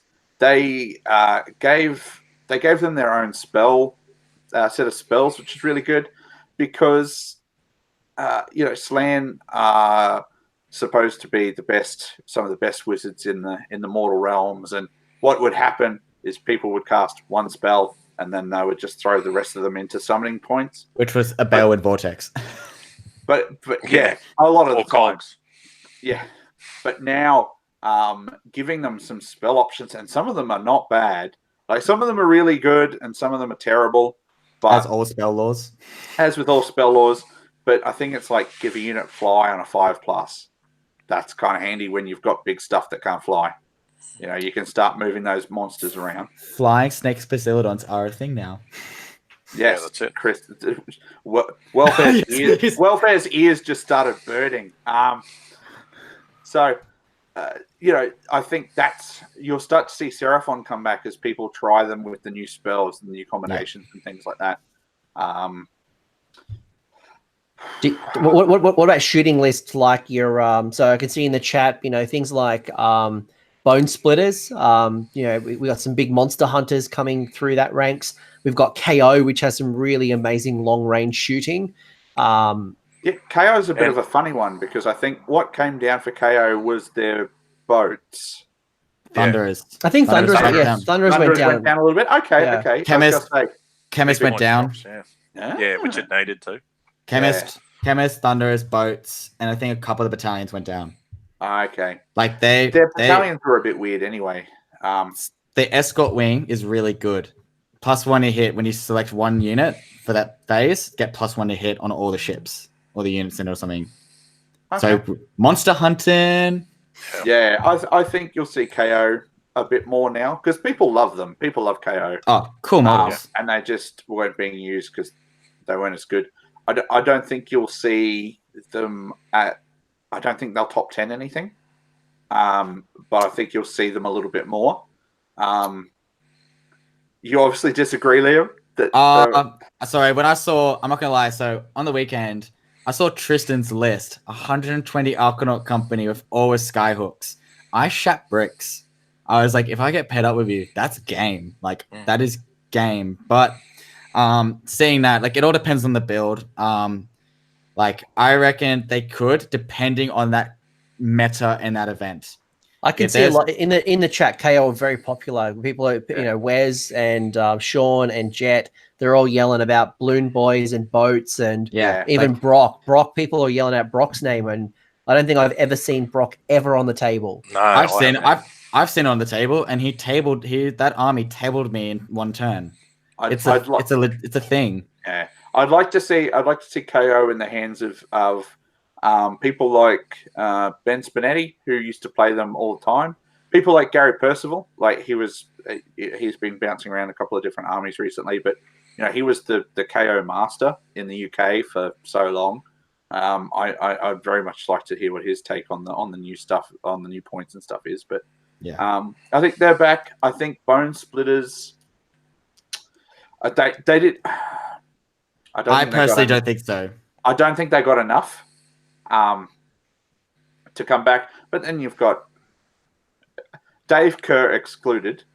We haven't seen Bone Splitters light the world on fire. So, I think KO will probably be the shooting army of choice. I reckon exciting because they're great models. With Bone Splitters, I reckon you'll see Stabbers coming back with monster hunting. Did they ever go though? Like that? No, was they the, were that always- was No, the, that was the build? but as in like I think we'll see those more with this monster. Like currently at the moment, Age of Sigmar is turning Age of Monsters. If you guys don't agree with me, because we have like Keeper Secrets everywhere, Terror Guys, Bloodthirsters. It's the Age of Monsters. Yeah, give it 2 weeks. We will see how many monsters are running around. But Look, yeah, NC like, I think. Dave's list. But I reckon, yeah, I think Mixed Destruction has legs now with like still. I think we saw Pete Atkinson go 8th with 4-1. Mixed Destruction. Yeah, so there's legs, but I think what we're hearing is he's a destruction lover, so he's like passionate, knows what he's doing. And that was a shooting destruction list as well. With Mick, were you going to say something? Yeah, can I throw a question at you there, Anthony? What do you think about all the endless spells points change? Do you think we're going to see a lot of different endless spells played now with the big changes that we had there? I think some endless spells will continue to be kept. I think things like Geminids are still incredible value. Yep. I think Liam, you disagree. For 20 additional 20 points, and considering a lot of armies had gotten a points decrease. I myself at the moment, I am not looking at many of the endless spells except for Purple Sun because that's a 50-point decrease. But there's a lot of they're in weird pointed, like they're really weirdly pointed. Especially now since command points aren't as like often now. I don't see myself going in. Oh, I have a cheeky like thing with me with endless spells, and this is how I write lists. Is like I don't build a list around endless spells. I know Gloomspite go nuts over them. Like I know that's a thing. But like with most of my armies, like Sylvaneth, except for Hayden's list, but Sylvaneth, Daughters and stuff, they weren't endless spell heavy. And you only slotted them in if you had the cheeky like 40 points left or cheeky whatever points left to slot it in. You wouldn't build a list around it except for Cogs, which went up even more.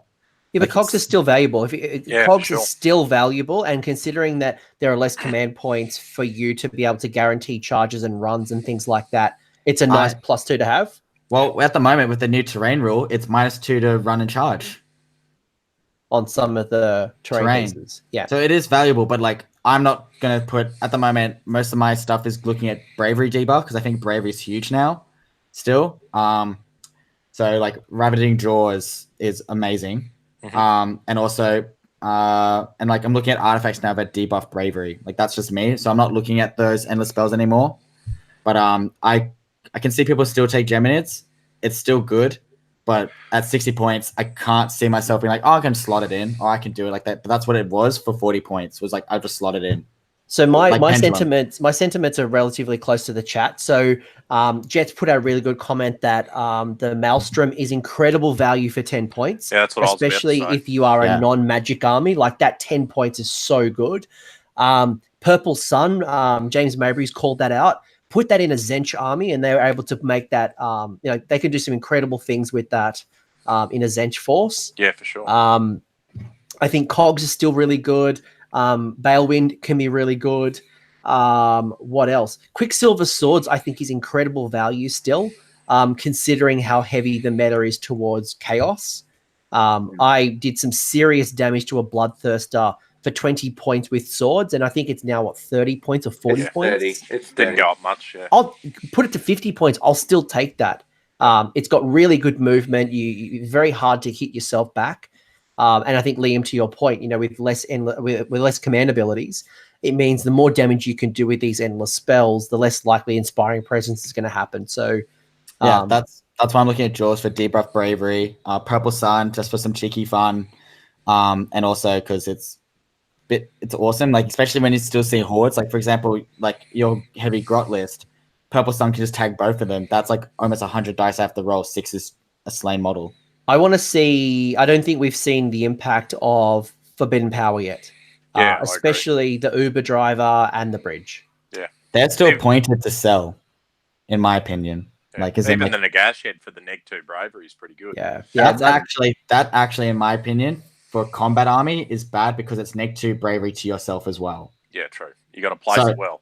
So for me, right, with my Doors of Cain list, for example, mine's all about making Mind Razor go off against death. So my bravery will be 10, yours will be 9 or lower. So if I have that -2 bravery thing bubble around me, it's defeating the purpose of why I'm doing my thing, if that makes sense. Yeah, I understand. And it's twice the cost of the Jaws, and Jaws does -1 bravery, also D3 mortal wounds. Yeah, for sure. That's why I'm thinking Jaws is like a steal. Yeah. I played with Jaws in the last book, and it was okay. It moves fast, and same as Burning Head. It's got some value. Is there any other armies do you think we might see? Like I've mentioned Zench, and I know Mark Wildman and a few people have gotten excited about Zench again in the new book. We've seen some nice changes. Do you think we'll see things like the Change Host return? Do you think some people have thrown up Fire Slayers? Do you think the Naked Babies are going to actually hit the table? I don't think we've seen them really become popular. It still costs a mortgage to have Fire Slayers. What do I guess think? Go for it, Clint. Change Host is definitely back because all the horrors have come down. Because people were talking about it pre-points changes, and the points changes were in the favor of Change Host. So that was always going to happen. Fire Slayers, I don't know. Fire Slayers have always been a weirdly niche army, except for the summer of 2018, where they were amazingly pointed. And that worked with everyone. When there was like 5 Volkite Berserkers for every person that went to CanCon or something like that. And we saw the Tom Lyons build, which was more of a KO / Fire Slayers than like I didn't see a lot of pure Fire Slayers come up. There was a lot at CanCon, and then they disappeared off into the woodwork again. But the new book, it's hard to say whether we haven't seen them because of that hobby delay where people are painting them up, or whether they're just that kind of army where there are people who play them, but they're not going to be caught on and taken up by lots of people. I think Gitz is having a bit of a renaissance as well, like a bit of a rebirth. Because I've noticed a couple of people who are quite good at Warhammer starting to look at Gitz again and just going, okay, well, what can we do with this? Yeah. So I think in this command point meta that we're about to go into, I think Gitz become a very sexy option. And if nothing more, Fungoid Cave Shaman start getting allied into destruction armies for that 4+ additional command point at minimum. Yeah. He and the Lord Ordinator have definitely made back their money as far as all of the malign portents. In terms of the what are they? The Harbingers. Was there any more Harbingers than those two? No. I remember. Kind of got bought. I would very much like to see how many Dark Oath War Queens they sold, because I imagine it's not many. Unfortunately, I reckon with their new book, we might see it depending if they change her War Scroll. And fingers crossed. It's a pretty cool model. I want to see it on the table. It is a cool model. I don't know if we'll see Fire Slayers come back, so to speak, but I think we'll see Gets come back, provided that they just don't get absolutely potatoed in this sort of interval update that they're going to get soon. But I don't think they will. I've seen some rumored leaks, and I'm okay with what I've seen. So if what I've seen is true, I think they're fair. How are there rumored leaks of a digital document that they probably haven't even uploaded yet? Of Gets?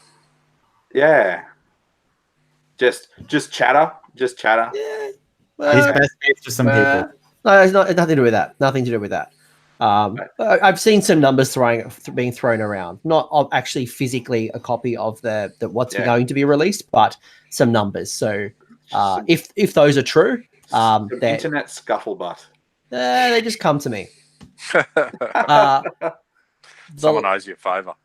Well, if they owe me a favour, giving me points for hits that I'm not playing now is not the favour I want to call. It wasn't a big favour.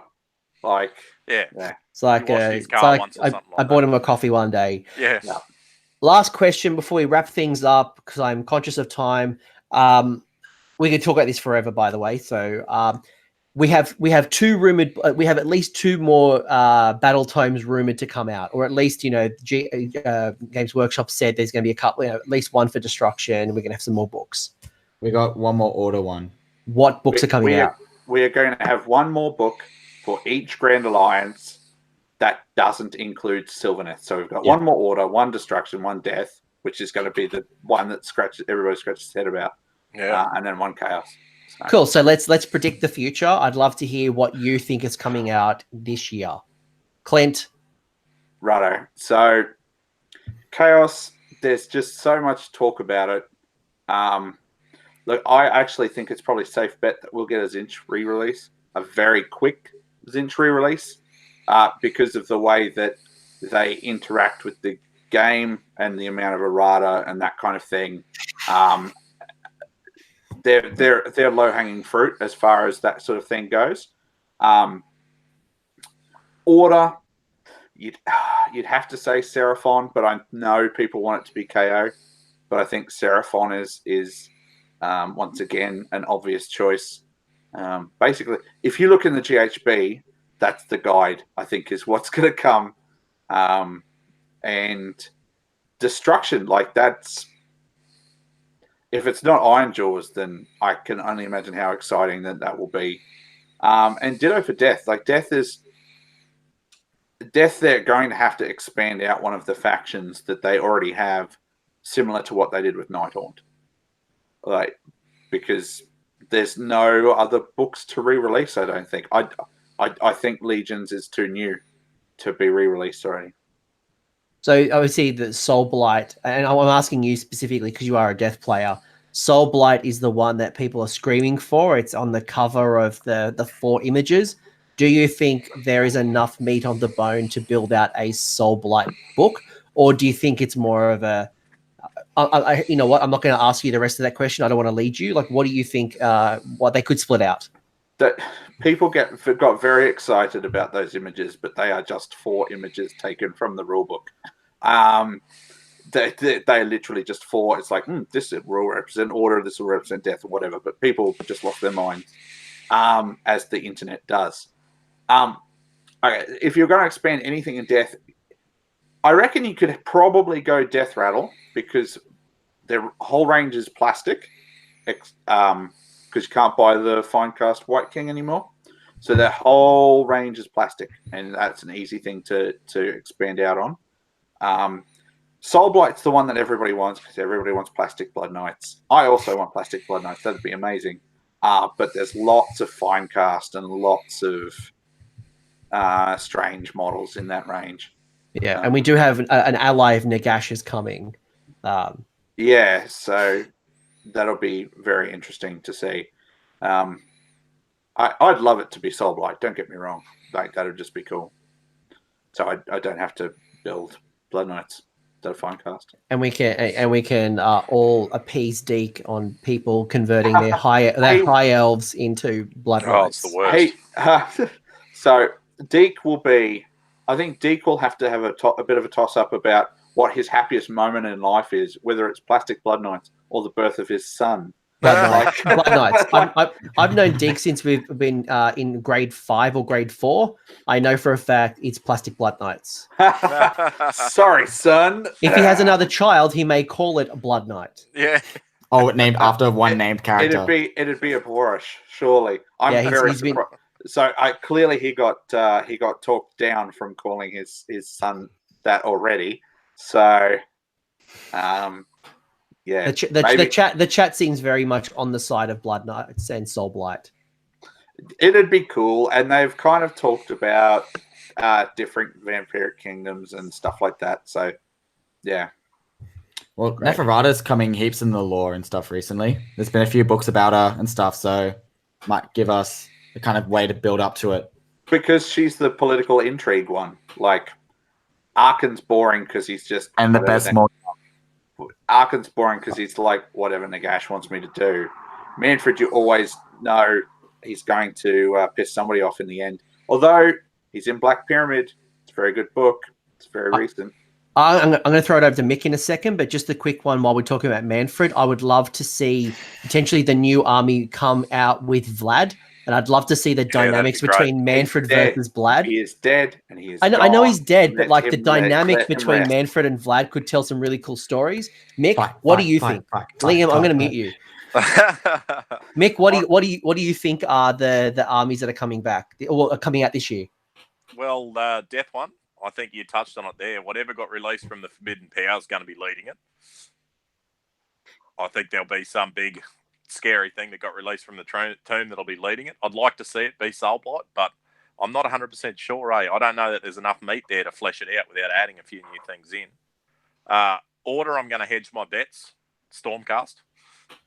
It's a 50-50, right? That's a good bet. Destruction's got to be the Gutbusters, doesn't it? Yeah. Ooh. Most likely. And I think you're probably spot on with the Chaos. The Zinch are going to come. Low-hanging fruit. Games Workshop have been doing a lot of work lately, changing a lot of things, so hopefully they just tidy that mess up. Awesome. Liam, what are your thoughts? Order, I have to say, it would have to be Stormcast. They haven't had a book in a year, so it's about time.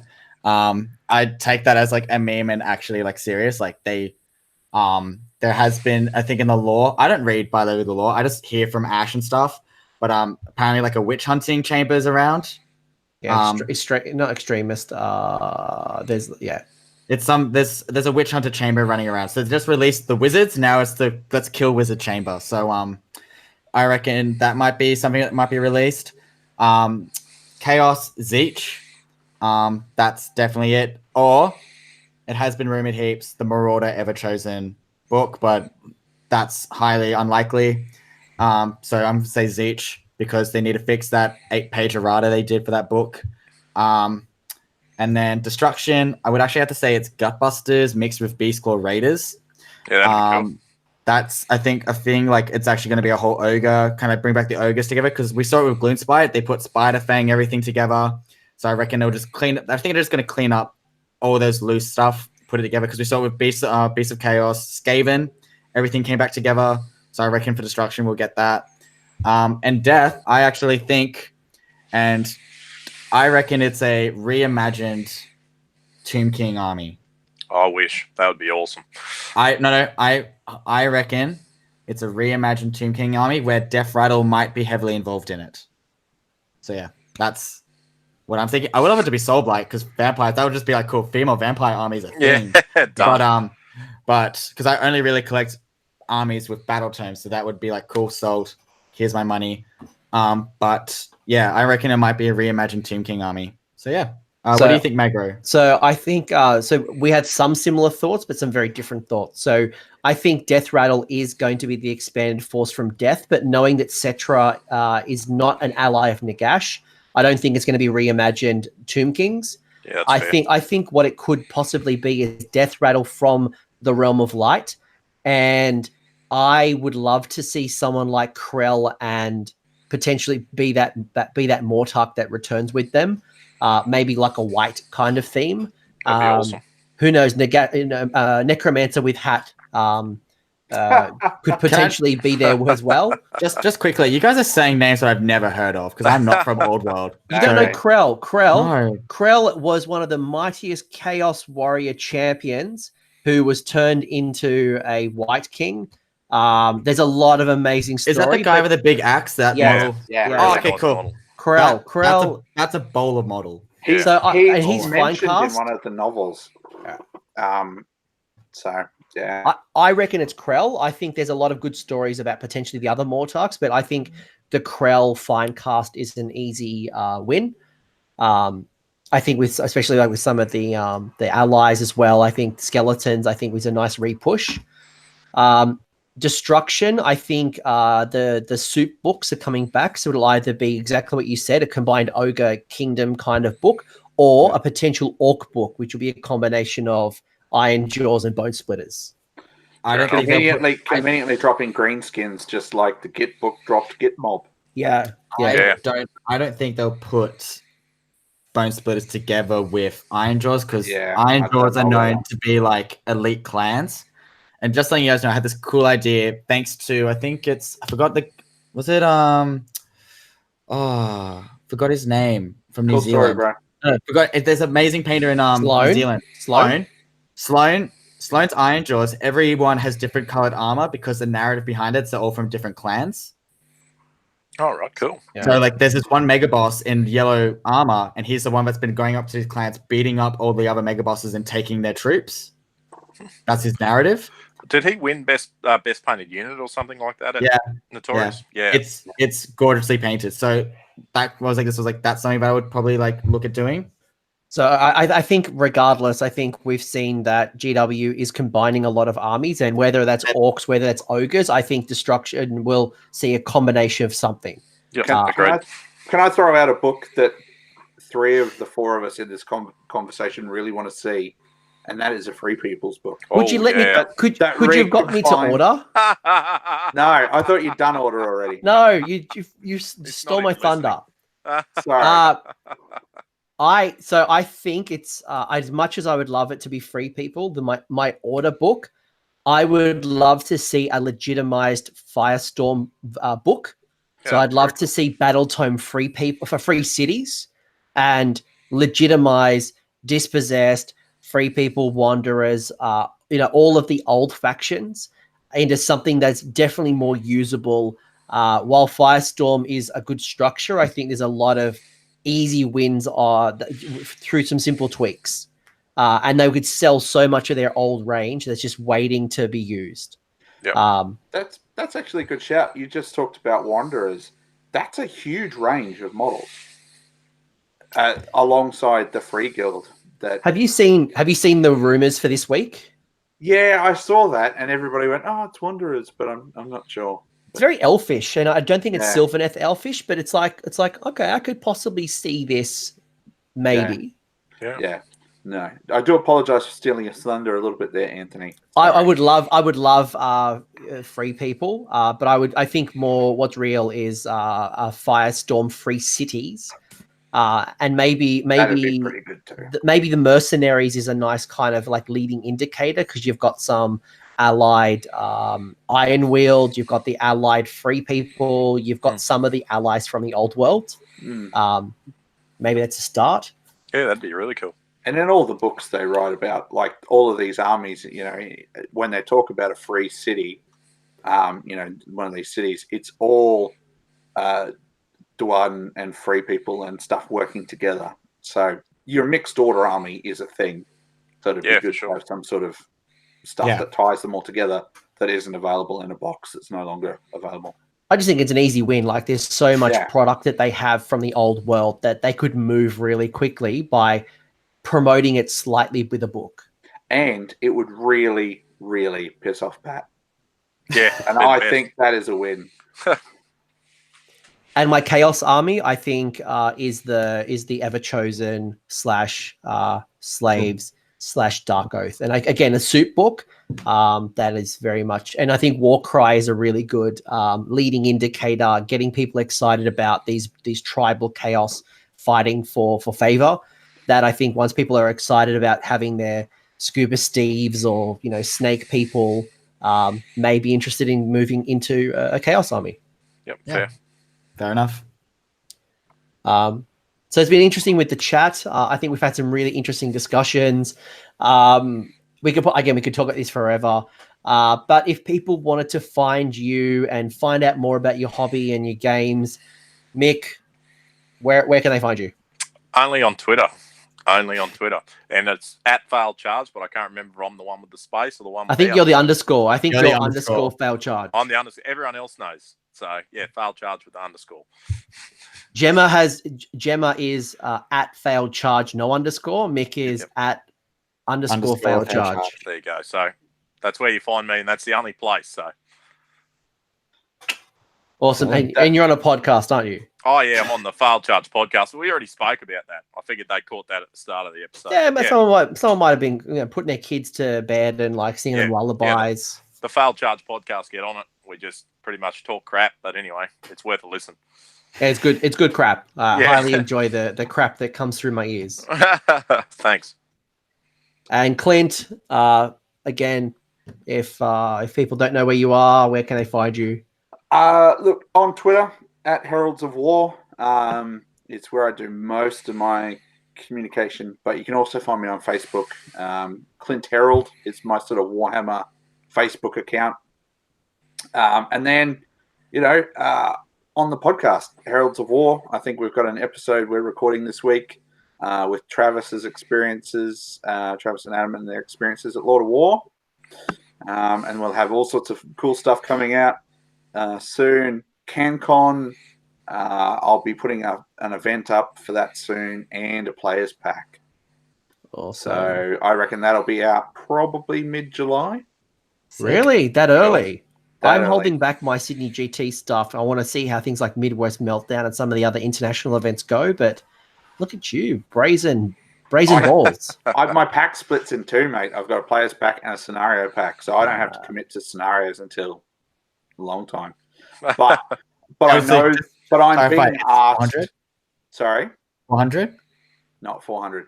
But I'm being asked already for dates. I've been asked for how much it's going to cost, when tickets are going up, and all that sort of stuff. So I'm gonna, because we have people who we have genuine international interest from the US and the UK and New Zealand and all that sort of stuff. So I want to just kind of get the info out there so people can start making plans. Really, perfect. That's really what it's all about. Rather than like, yeah, I've got my pack out super duper early. It's more about just getting the information in front of the right people. Yeah, that's fair. That's fair. And I appreciated how that from Adepticon. So I know what it's like to book those flights and trying to manipulate an agenda. I know some people might be bringing their partners over and they're thinking about how to do that that weekend or that couple of weeks. So yeah, cool. And Liam, if people don't know where you are and they're looking to pick a fight, where can they find you? At Shadowhammer_. And the Sydney page. Don't really pick a fight with me on the Sydney page. Just personal message me. High chance I might not respond, but hey, the option's there. I'm in chats with you and I don't pick fights, and it's hard to get a response out of you. How is anyone going to try and pick a fight with you?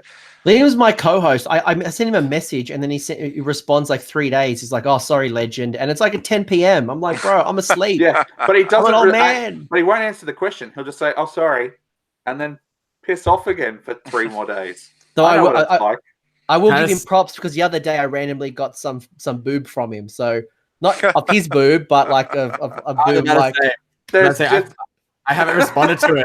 I haven't responded to him yet, and I'm in the middle of a photo shoot. So I just sent him a photo of like what I'm working on, and he's like, "Dude, I'm at work," and I was like, "Oh, whoops, my bad."